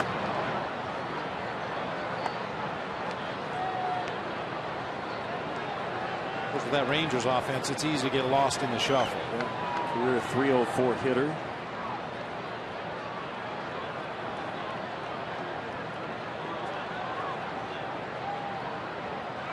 Castro takes off and LaHare swings and misses. And that is the inning. Cubs lead 2-1 after 5.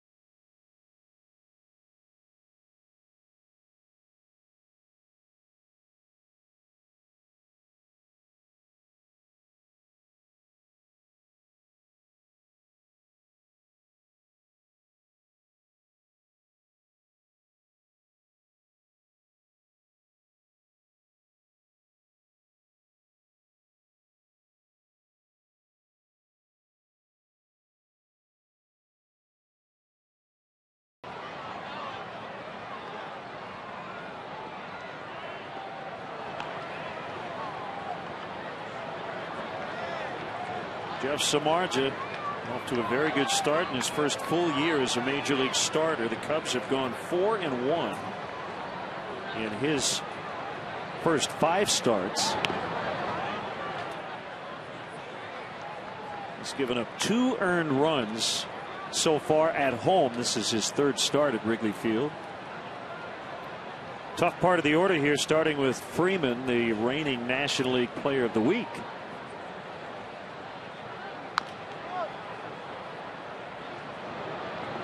Take a look at today's Illinois Lottery Anything's Possible player. Omar Vizquel last night against the Angels became the oldest player in baseball history to play shortstop, 45 years young. The Anything's Possible player is brought to you by the Illinois Lottery, who each day make anything possible. The oldest player in baseball got under the skin of Chipper Jones the other night. Former Cub Jamie Moyer. He accused Chipper of relaying signs to the batter from second base, and Chipper took severe umbrage with that.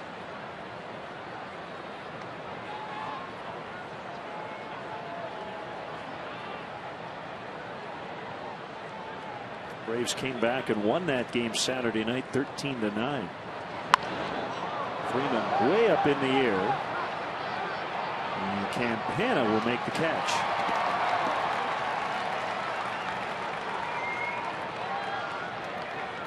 Well, first of all, I wouldn't expect Chipper to say, you're right, Jamie, you caught me. But in the second place, that's another one of those deals where, as a pitcher, you can stop that without saying a word. You get together with your catcher before a ball game. You say, the first time the other team gets a runner on second base, I want you to call for a changeup low and away. Set up on that outside corner, give me a low target, and then throw a fastball right underneath the batter's chin. If you think that runner at second base is relaying location or pitch selection, it's a very easy way to nip it in the bud. Chipper has said, look, if Jamie wants to talk about it, I'm willing to do that. Moyer was asked about it yesterday and did not have a comment. 1-2 on McCann.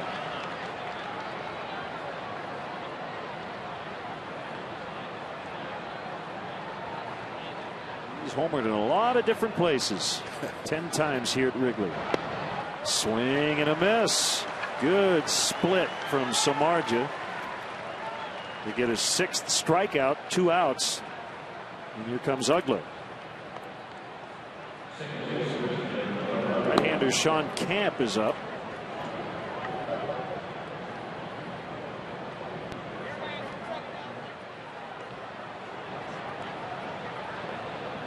Rafael Dolis is available, but Dale Swain would like to stay away from him if possible tonight. Give him a night off.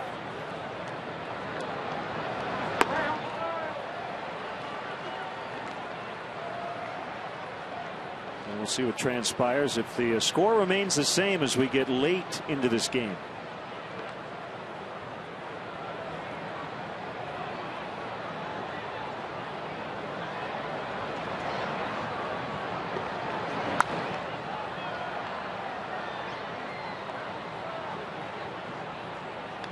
A lot of these Braves hitters are very busy as they wait for the pitcher tonight, Jeff Samardzija, to deliver the pitch. Dan Uggla got his feet moving. He got that bat pumping up and down behind his head.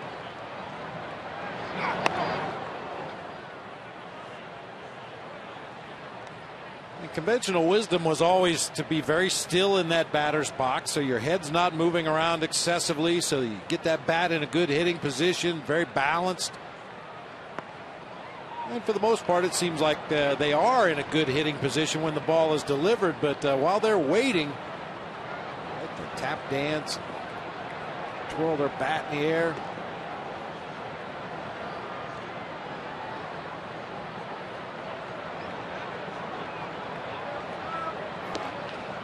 Popeye. Swing and a miss. That splitter has been tremendous all night.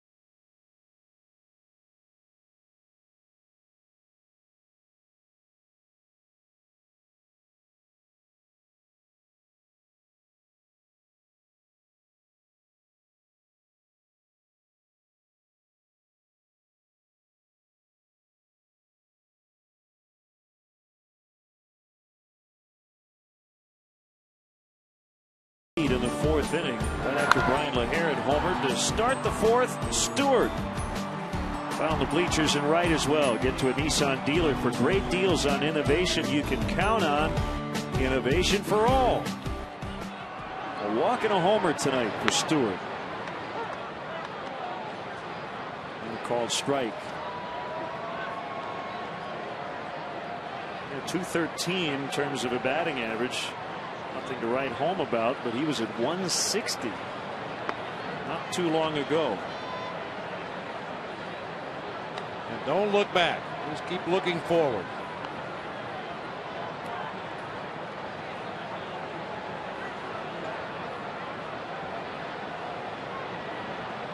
Jansen's 1-1 is fouled off. Like in the early part of the season, Ian Stewart was swinging right through a lot of very hittable pitches. Starting to make more solid contact. He had a stretch of games where he was hitting the ball right on the button and had nothing to show for it. Good to see him get some results here tonight. Bob Don Mattingly has made a switch in the 9th inning. Kenley Jansen will replace Javi Guerra as the Dodger closer. Guerra blew the save yesterday. Gave up that 9th inning run.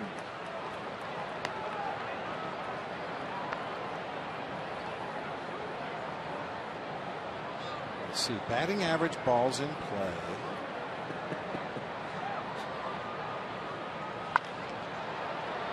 Ugla gets him. Well, with that change in the closer's role with the Dodgers, I think that's like 14 out of the 30 major league teams that have either had injury problems with their closer or have had to make a switch because of ineffectiveness.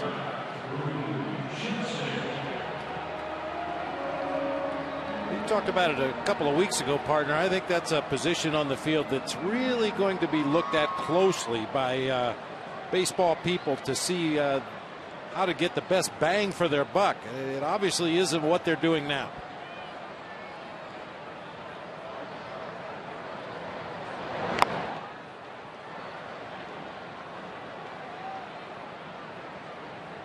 Joe Sheehan, who writes a newsletter, wrote today about how much money Jonathan Papelbon has made every day and what he's been asked to do for the Phillies. I mean, it includes off days. It's kind of a funny piece, but he goes over the last couple of weeks as Reed Johnson lines out 2 down here in the inning.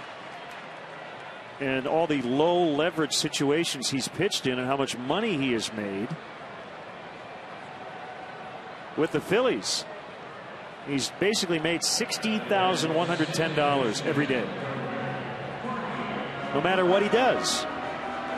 And let me get to the back end here. He basically says the Phillies have used Chad Qualls and Michael Schwimmer to pitch to the middle of lineups while he's facing guys who are not in the middle of the lineup just because of the final 3 outs. It's a great debate. Hansen works through the Cubs quickly in the 6th. Samardzija back to work, leading 2-1.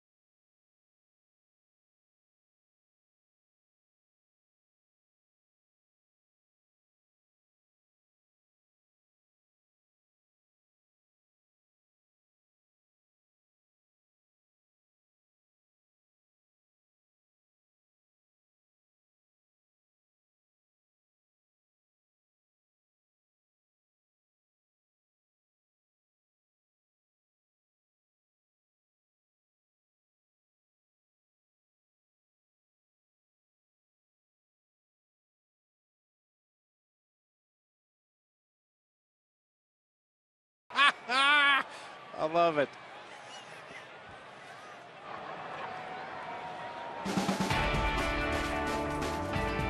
Time now for our Honda game summary. Jason Hayward with a homer to give the Braves the lead. The Cubs got it back, though, with Aaron Stewart With back-to-back homers, that's all the scoring. Visit your local Chicagoland Honda dealer today. Test drive a 2012 Honda Accord. Jones, Hayward, Pastornicky in the Braves 7th.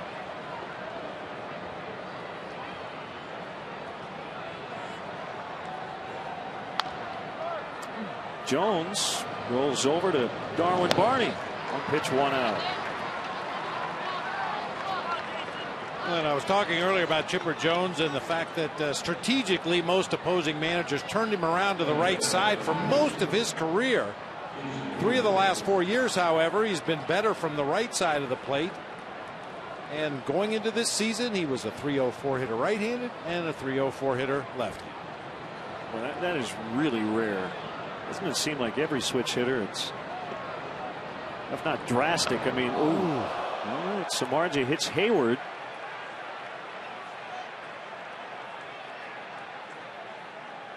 That was pitch number 100. And he just hit Jason Hayward. Tying run is aboard. Well, let's see. They wanted to go in. I think they wanted to go that far in.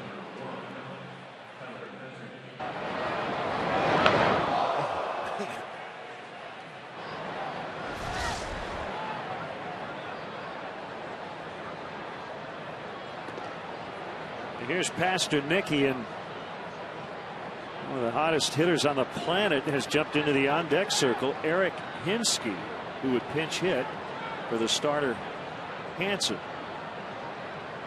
We got to keep an eye on Hayward over there, especially after getting hit by a pitch. I mentioned earlier he's got 9 stolen bases on the season, and usually a little extra motivation after you've been thumped in the back of the right arm to try to get yourself into scoring position.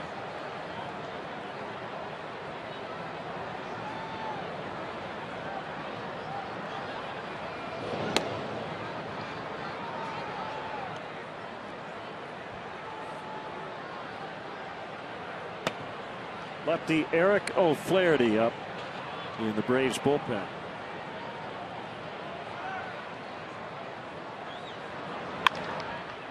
And that'll get through the hole.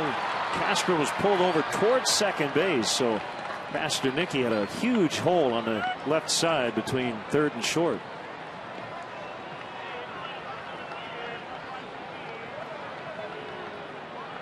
A reminder, don't forget to check out our WGN Baseball blog at WGNTV.com. The blog is brought to you by Jeff Vukovich, nationwide agent serving the area for 33 years. Contact Jeff at jeffvuk.com. Nationwide is on your side.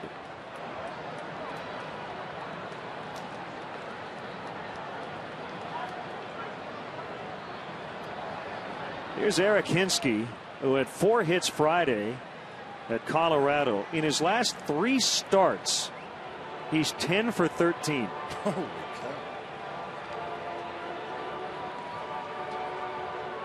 15 pinch hit at bats on the season, 3 base hits, 3 runs driven in.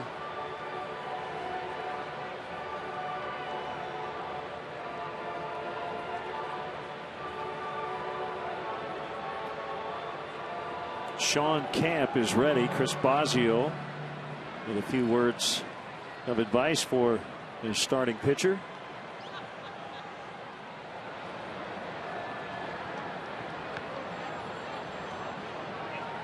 Eric Hinsky was drafted by the Cubs in 1998 in the 17th round out of University of Arkansas. He's from Menasha, Wisconsin. He grew up a Cub fan, never did play for his favorite team.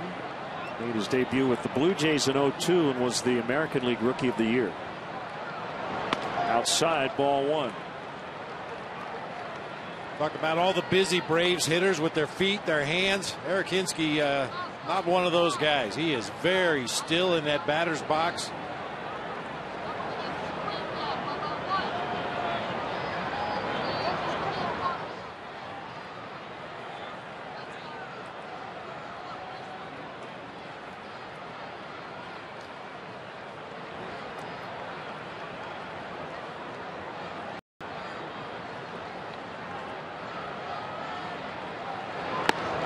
Swing and a miss.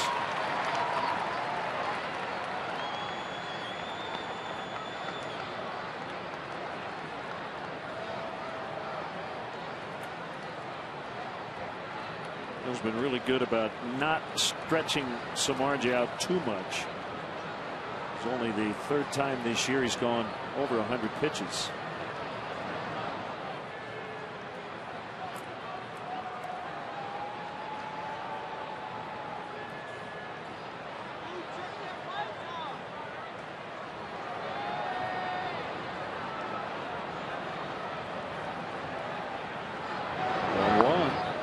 Way outside, 2-1.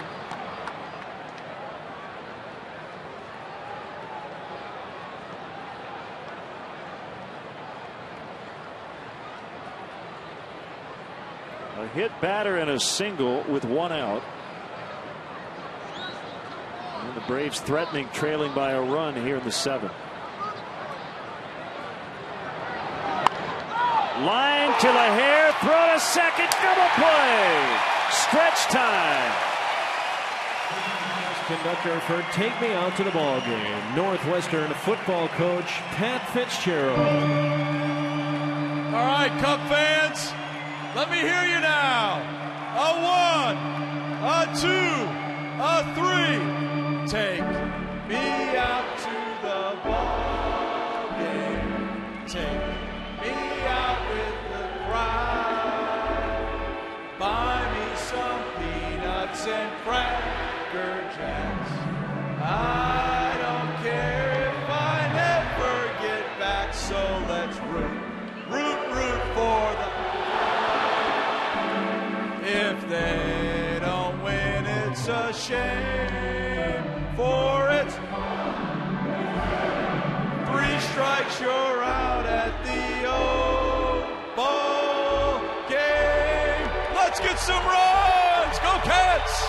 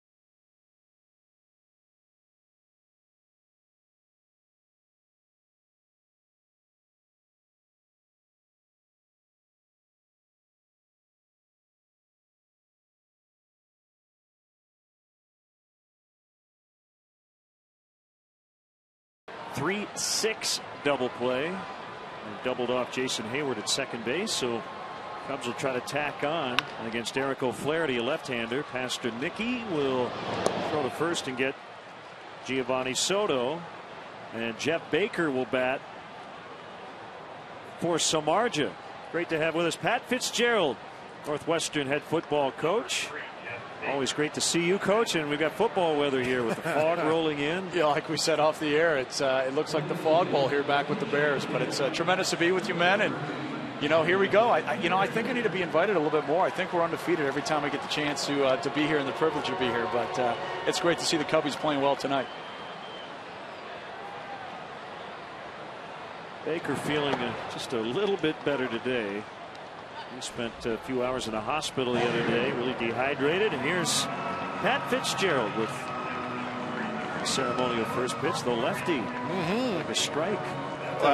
You know, I played a little high school baseball, Coach, but I don't think I had any business throwing a pitch here at Wrigley. But what a great privilege and a great honor it is to be here, part of this great Chicago tradition. And you know, it's a beautiful night for baseball if you're a football fan, but it's great to see the ball leave the yard a couple times for the Cubs. Well, I got to tell you, Coach, the Cubs are paying a lot of attention to advanced metrics in the game nowadays. So if indeed you're undefeated singing, they may have you here every day. Well, you know, I'm pretty available in May. The rest of the year is not very good.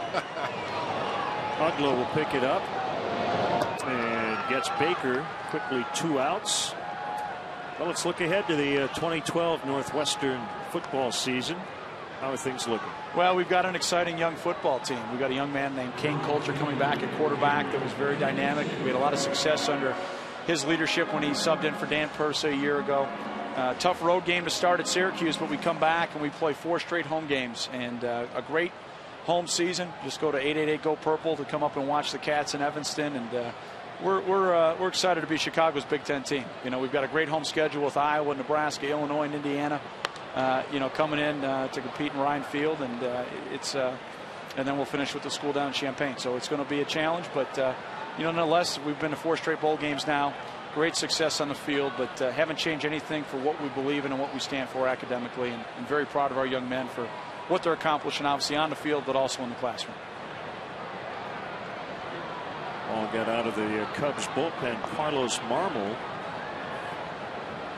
is going to pitch the 8th, so he'll be in a setup role, a role in which he really thrived before becoming the Cubs closer. It's low and inside on DeJesus. 2 balls, no strikes.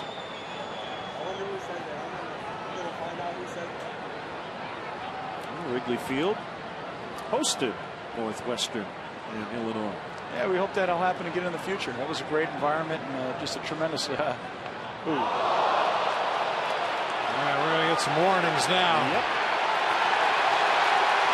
And Freddie Gonzalez wants a further explanation from Chris Conroy.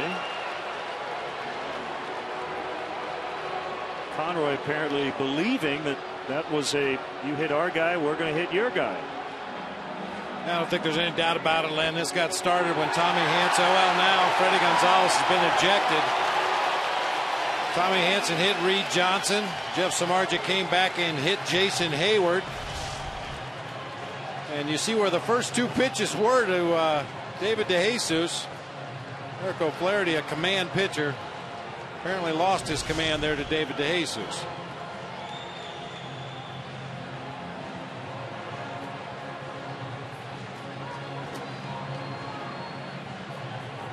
So that's it for Freddie. Getting a little intense here, Coach. You know, a little colder up here in Chicago than Atlanta, so maybe time for a little warm shower for him. But that's baseball. You know, that's baseball. It's good to see the Cubs playing competitive ball and doing the right things. And you know, hey, you take one for the team. You get down to first base. Now let's get in a scoring position and get in and get a nice insurance run here in the 7th. Tony Campana would be a pretty good returner, wouldn't he? His speed. We're going to try to beat it out. We will. Bunt hit for Campana. Oh, I think he could do a lot. He's a dynamic athlete, and you know, just you watch that play. Great technique and fundamental with the bat, and unbelievable drag bunt. And you know, you got those kind of tools. You can make a lot of things happen and put a lot of pressure on the defense. How about Samardzija making? I wouldn't say the conversion. He did pitch in college, but was better known for his football skills as a wide receiver with Notre Dame, and become a very good starting pitcher. Well, I remember Jeff in high school. We recruited him out of Valparaiso High School, and he was a tremendous athlete. Went through some tough things with his family in high school and stayed close to home there. We tried hard to get him here to Chicago to play college football, and had a dynamic career on the gridiron, but you know, when you talked to him in high school, he said he thought his first passion was baseball. And to see the way he's developed and what a great start to the season he's had. He's rocking a sweet mullet, too, you know, which, you know, I think he's been growing out since he was in South Bend. But, you know, really, obviously, anybody that got to know him in recruiting is very proud of him. Low and inside on Castro. Do you have any grooming rules?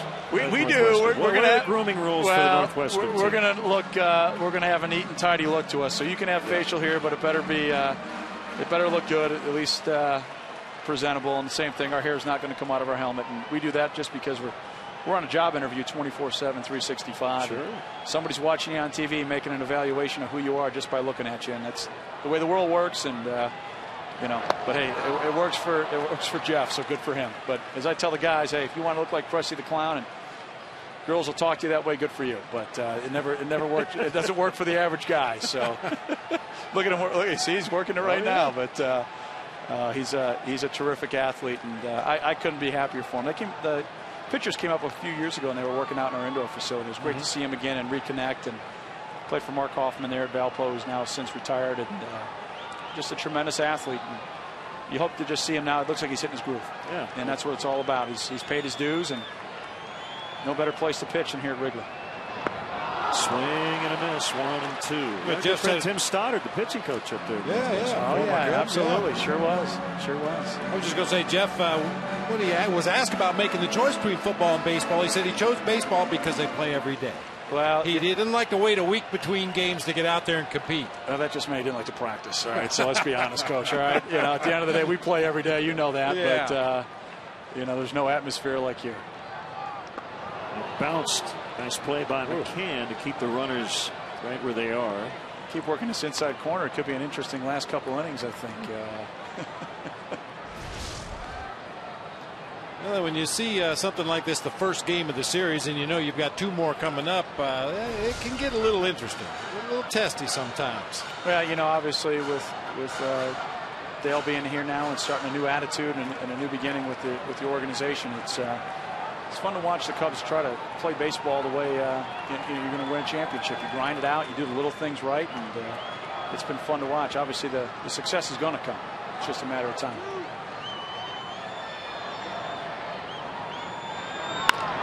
Base hit, Starlin Castro. DeJesus will score. And a key insurance run. It's 3-1.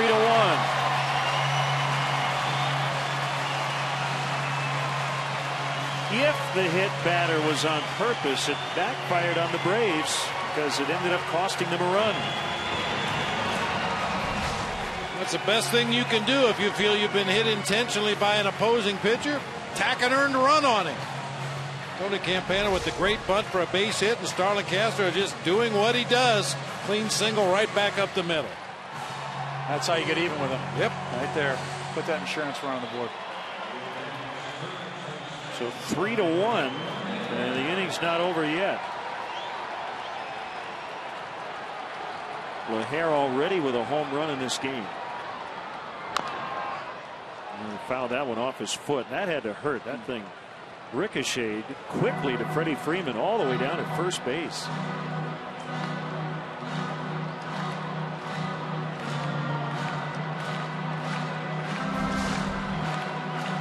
Watch this ball. Goes off his foot. That had to hurt. A nice crisp evening. That felt great. Low. 1 ball, 1 strike.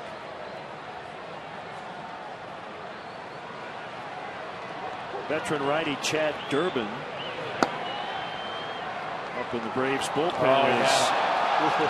Campana got halfway down the third base line. O'Flaherty stepped off and nearly balked. Chipper Jones playing way off the bag, so Campana has plenty of room.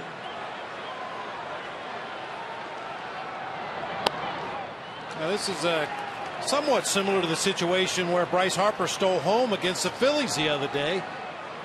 The runner at first, I believe, was Chad Tracy. Got a big lead and drew a pickoff throw from Cole Hamels. And as he delivered the ball to first base, Bryce Harper sprinted down that third baseline, stole home. How many times, Coach, did you run those kind of gadget plays out there to steal another run? I mean, it's obviously in vogue at the younger levels. High school baseball, you're walking off right now first base to see if they can execute. But how many times do you think back in your career that it just doesn't work at this level? We tried them more as a player during my playing career than I did as a manager. Yeah, it sounds the same thing as being a college football coach. All those trick plays look good. Until you call them and they don't work and everybody boos you. You leave that big run on third base. Seemed like a good idea at the time. Especially up here. Yeah. I mean, we practiced it back in spring training a couple of months ago. I can't figure out why it didn't work. 3-2. Castro will be on the move with 2 outs. There he goes inside. That will load the bases for Ian Stewart. All this happening after 2 were out.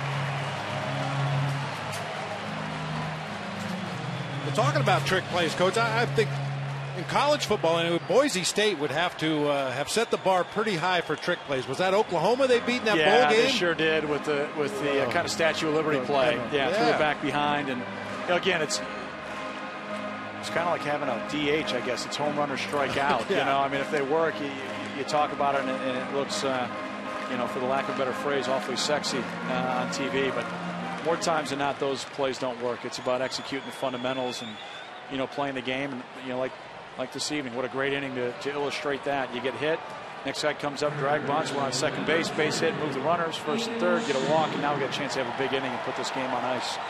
And, you know, more times than not, the law of averages is going to dictate that this is the way you play the game.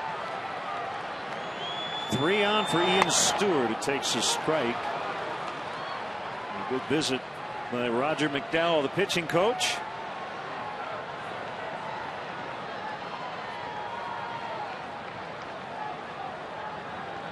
Flaherty got 2 quick outs. Soto and Baker grounded out. 4 straight Cubs have reached. 0-2.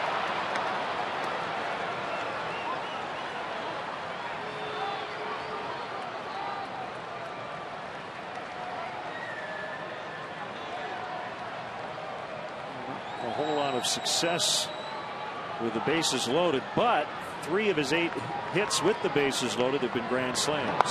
Swing and a miss, and the inning is over. Pat Fitzgerald, thanks for the time. Best of luck to the Cats coming up in 2012. Thanks, man. As always, go Cats. Thanks a lot. Always good to see you, Coach. Good to see you too, Coach.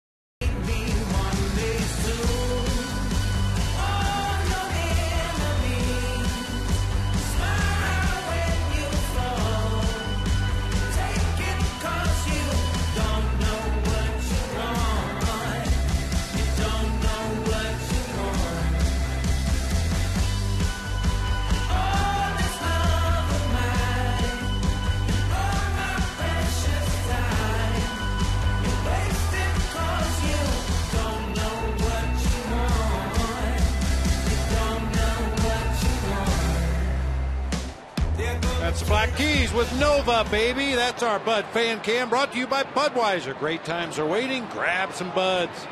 Here's Carlos Marmol, taken out of the closer role last week after struggling in Cincinnati. This is his 2nd appearance since.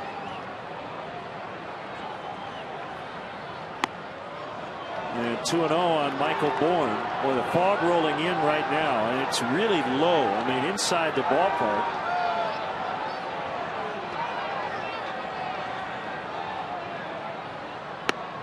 There's a fastball for a strike, 2-0.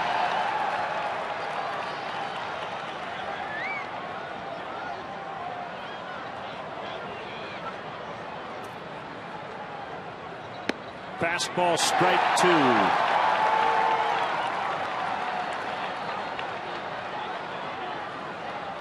All heaters from Marmol to start this inning.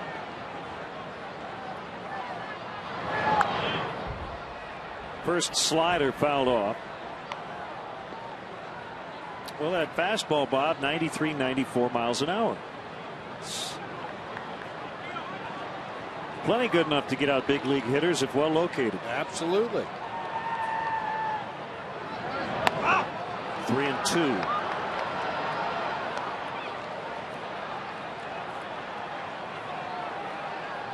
Prado on deck. The Braves have been the comeback kids. They're never out of a game. Ball 4.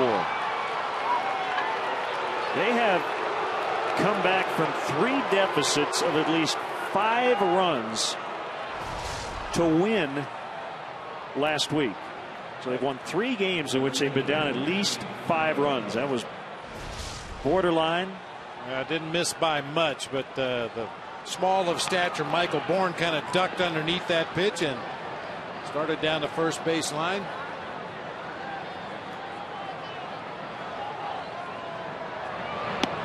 Sliders outside.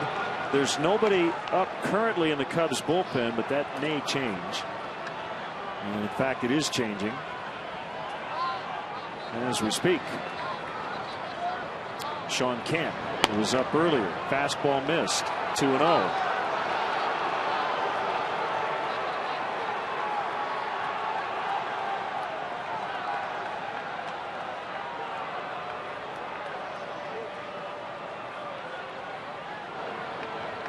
Encouragement from a couple of teammates there for Carlos Marmol. Just want to give him a little bit of a breather. Better regroup here and get back in the count to Martin Prado, at the same time keeping an eye on Michael Bourne over there at first base.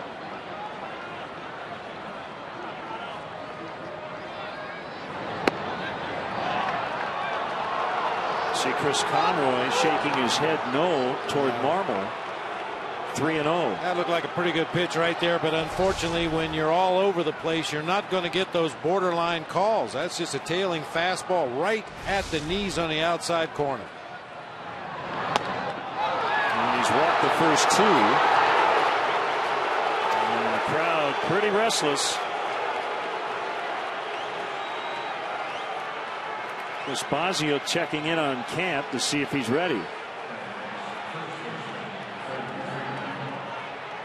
You know, we say that, Len, if you're not throwing strikes, you're probably not going to get the benefit of the doubt on a borderline call, but that shouldn't be the way it is. Either the pitch is a strike or it's not a strike. It's insignificant what you've done before. Every pitch should stand on its own merit, whether it's in the zone or it's not in the zone. 2 on, nobody out. Freddie Freeman just had the bat on his shoulder. He was not going to swing no matter what, and it was low.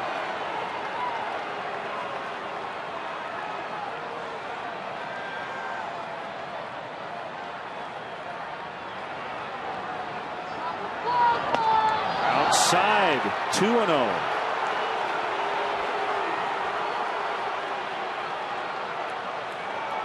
I believe Sean Kemp is probably ready to come into this ball game. He warmed up earlier in the game. Shouldn't take him long to get ready.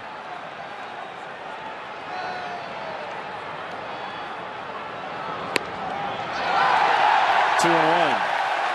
Well, now, Bob, he's got to make quality pitches. Can't just throw strikes now. Freddie Freeman will make you pay for a non-quality strike. The 2-1. Low. 3-1. And you mentioned it earlier, Freeman, a pretty aggressive guy, but he has been in no hurry. Well, I think what we're seeing, Len, is the rest of the league reacting to Carlos Marmol's struggles. We've seen a lot of teams take this approach. Lined, caught by Castro, safe at second. Oh, that would have been huge to get 2. Freeman crushed it, but the shift took away a base hit. Well, and good base running by Michael Bourne kept this from being a double play. Castro right there, and Bourne just gets in ahead of Castro on his belly. Boy, that would have been huge.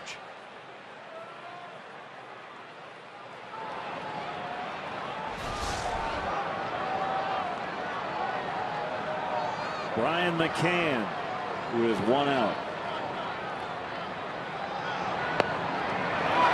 Slider in there for a strike.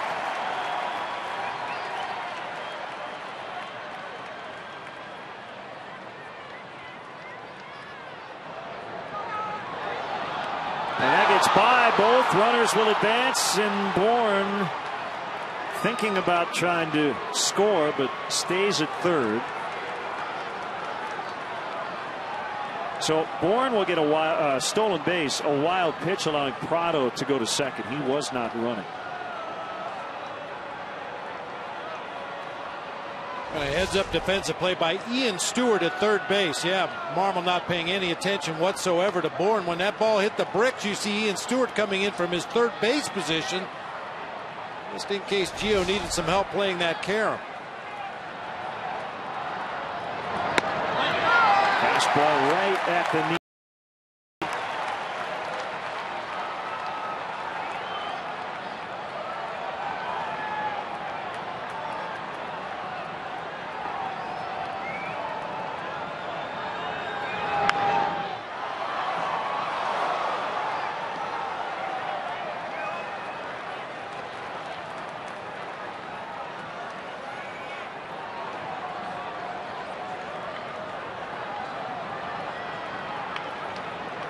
Can 0 for 3 tonight with 2 strikeouts and down 1-2.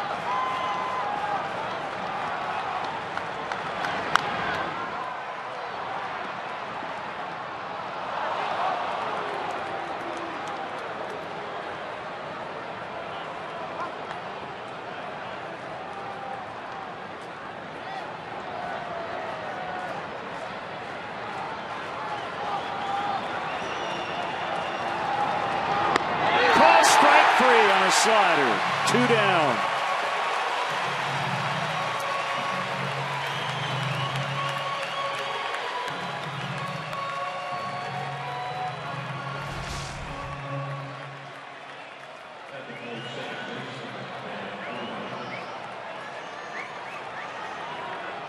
It just freezes Brian McCann. Not sure what he was looking for right there, but got a slider on the outer third of the plate for a called strike 3.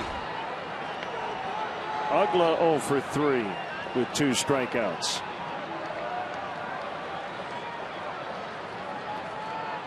Dan Ugla 0 for 6 lifetime against Carlos Marmol with a couple of strikeouts.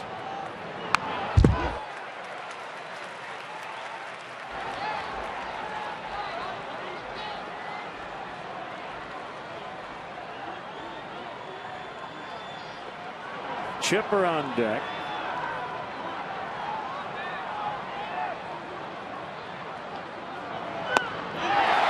Was late on that cut.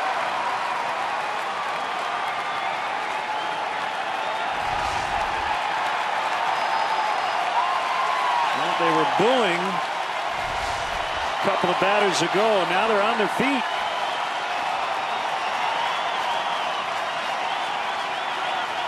And the 0-2 swing and a miss to end the inning. We will translate when we come back.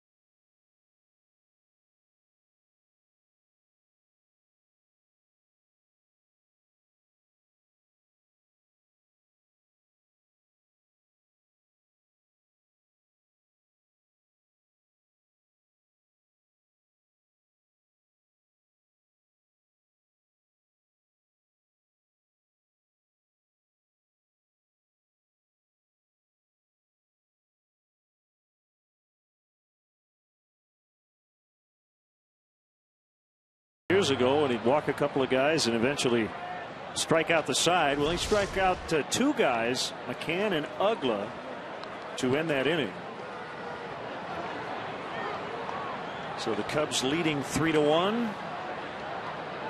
And trying to add on in the 8th. Chad Durbin against Reed Johnson.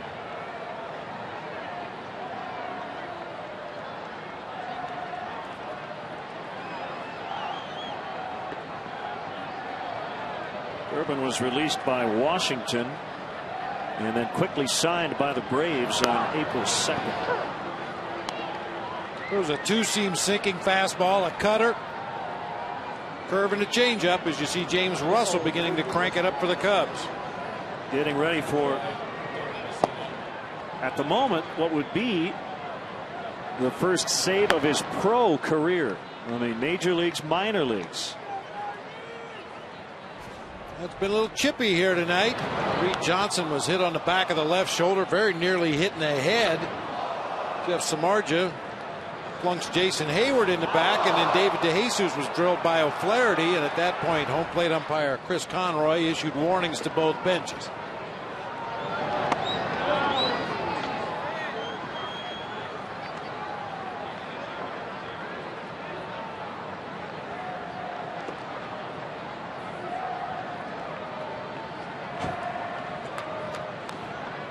Fog is thick as pea soup. He's rolled into Wrigley Field.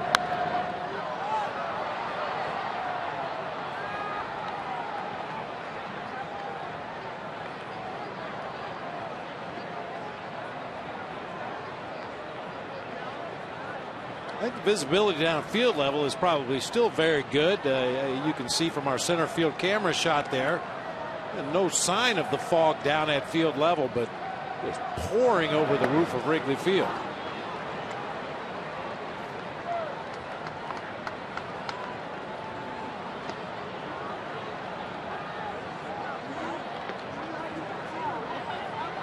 Giving me lots of bad memories. This was a good day at Candlestick.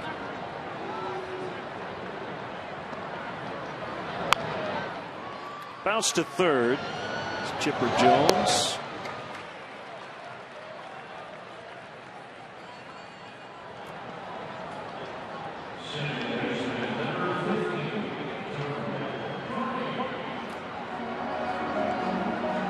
There's Barney.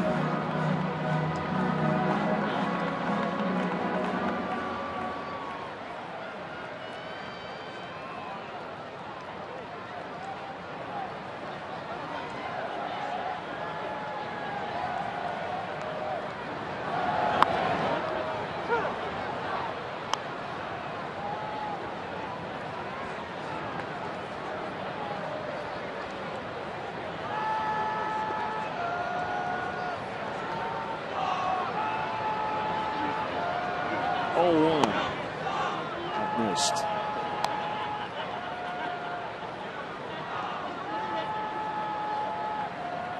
Well, Carlos Marmol got his first win as a Miami Marlin, and it was a beauty.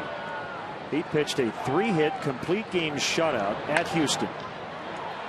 Pasternicki, strong throw and safe at first. Freeman couldn't handle it. That's a hit for Barney.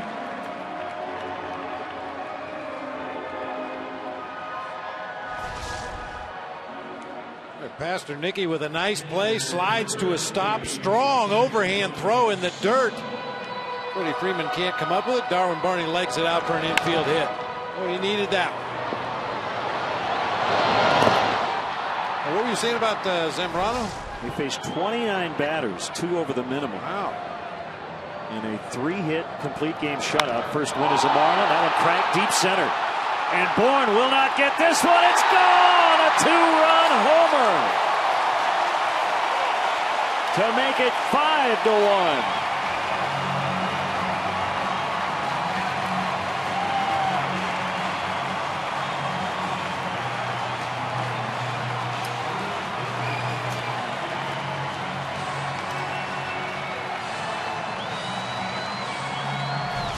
Doesn't always translate into success in the game, but Giovanni Soto had one of his better batting practice sessions of the year this afternoon.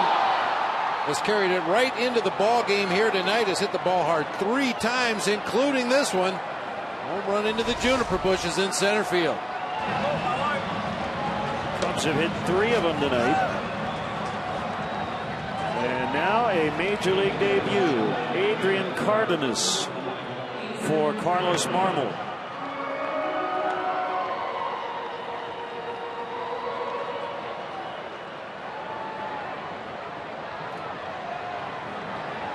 Cardenas recalled from AAA Iowa today.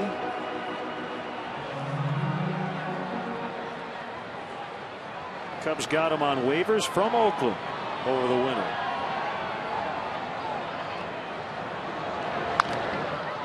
That is foul. Left-handed hitter from Miami. Parents are from Cuba. Both are now U.S. citizens. As you mentioned, he was in the Phillies organization originally. 37th overall pick in the 2006 draft. Saw the numbers 319 in AAA Iowa before his recall here to the big leagues. He was a .303 career minor league hitter before this year.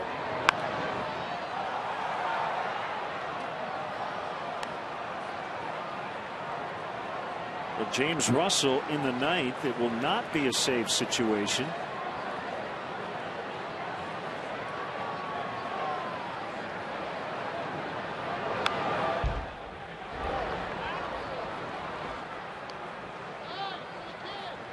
But that's okay. Just ease him into getting those final 3 outs.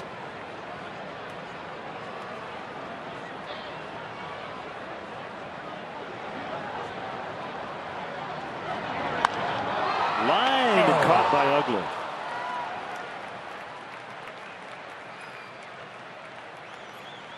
Good contact in his first major league at bat, but he lines out.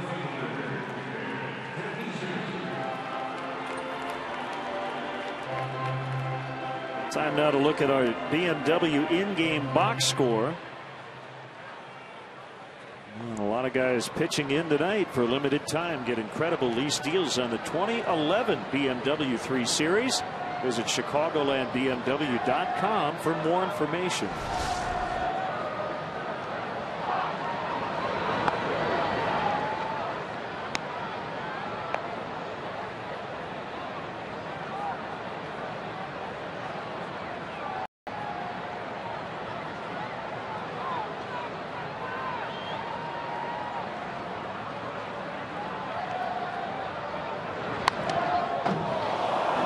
Jesus just rocketed one into the Braves dugout.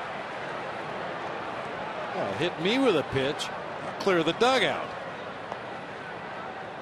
Right through that middle staircase there.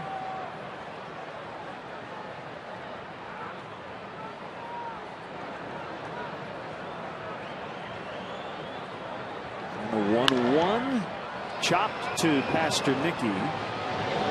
We will go to the ninth. Soto giving the Cubs some more insurance. 5-1.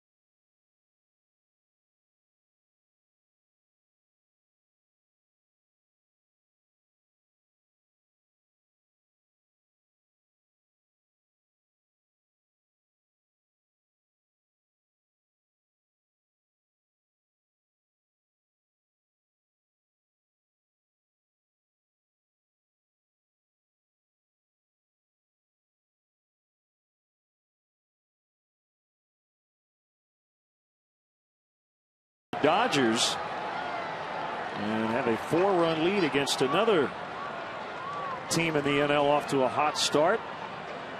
James Russell off to a very good start.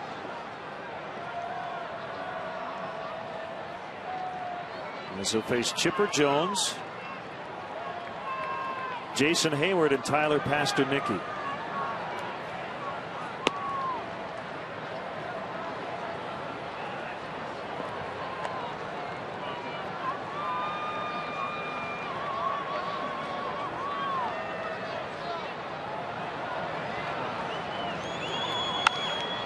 Out into right center as Jones splits the gap.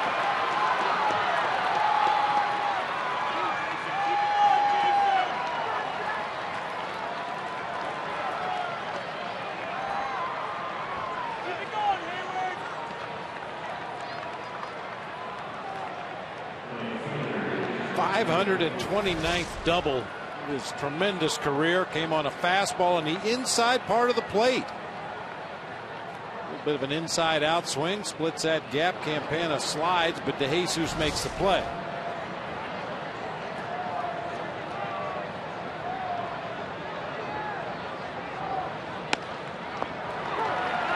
Slider on the outside edge.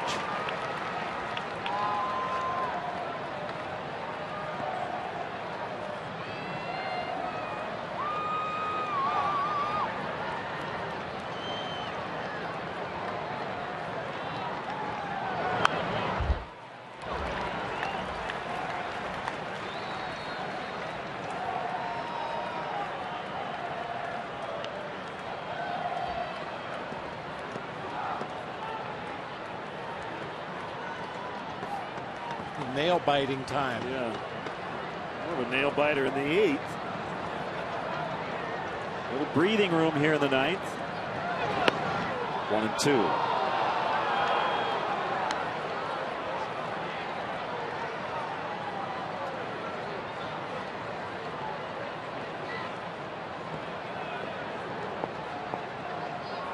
James' dad Jeff had 186 saves in his career.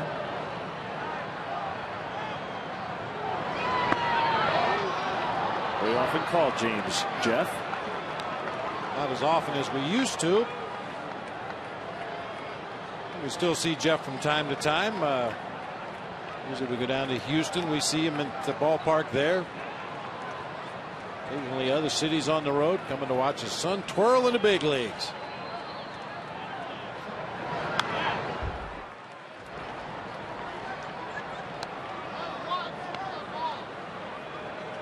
Well, it's kind of interesting when you watch James Russell deliver pitches to home plate. Right before he picks up his target, he kind of looks over toward the first base dugout. We showed you a week or so ago Darwin Barney at the plate, looking off the pitcher and then looking back to the mound to pick up his target.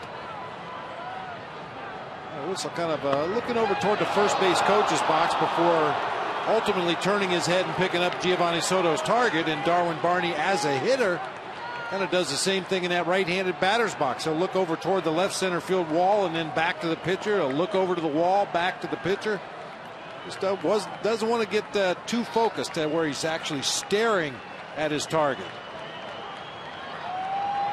3-2 on the way. We'll do it again.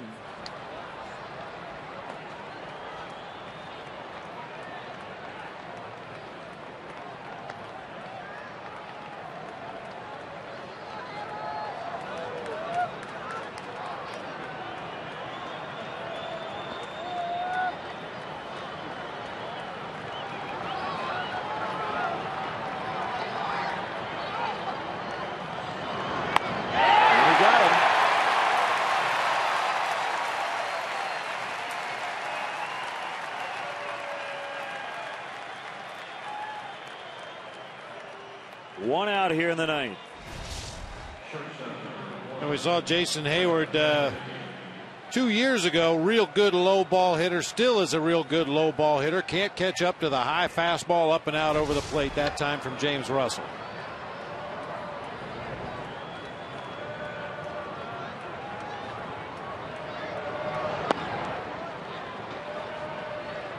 Pastornicki takes Ball one low.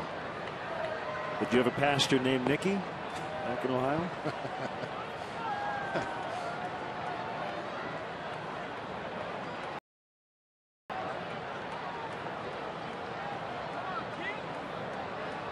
Kick in the 1-0.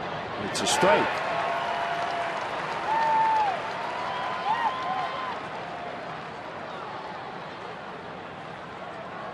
It's going to look like a Vincent Price movie.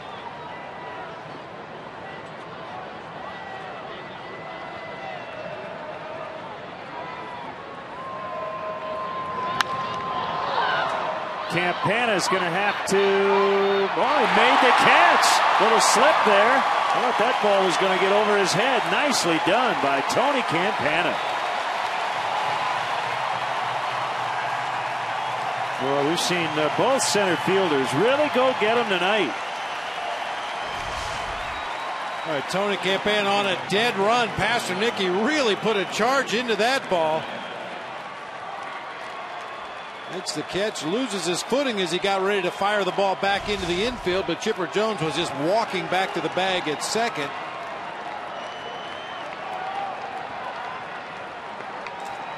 Well, off the bat, I thought that ball was definitely over his head. Matt Diaz pinch hitting and taking a strike.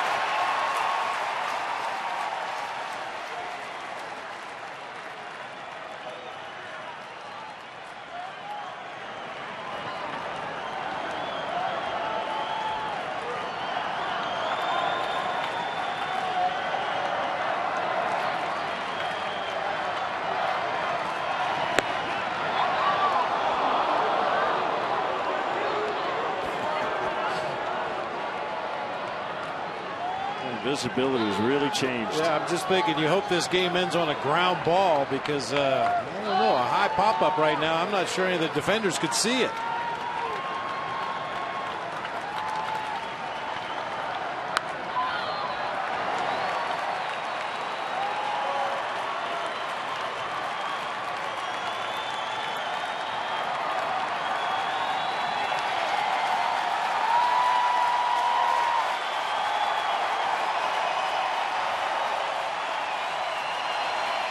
$36,307, the paid crowd. They made a lot of noise tonight.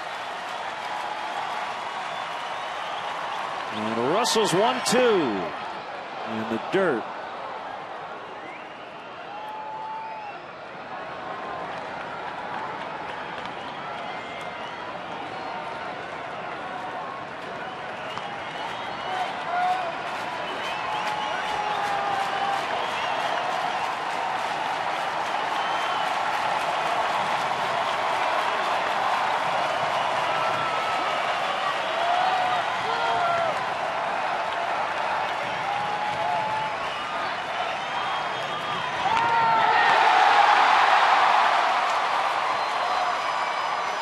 Still 2-2.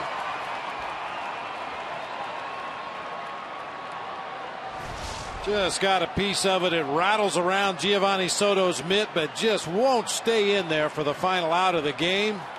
So close.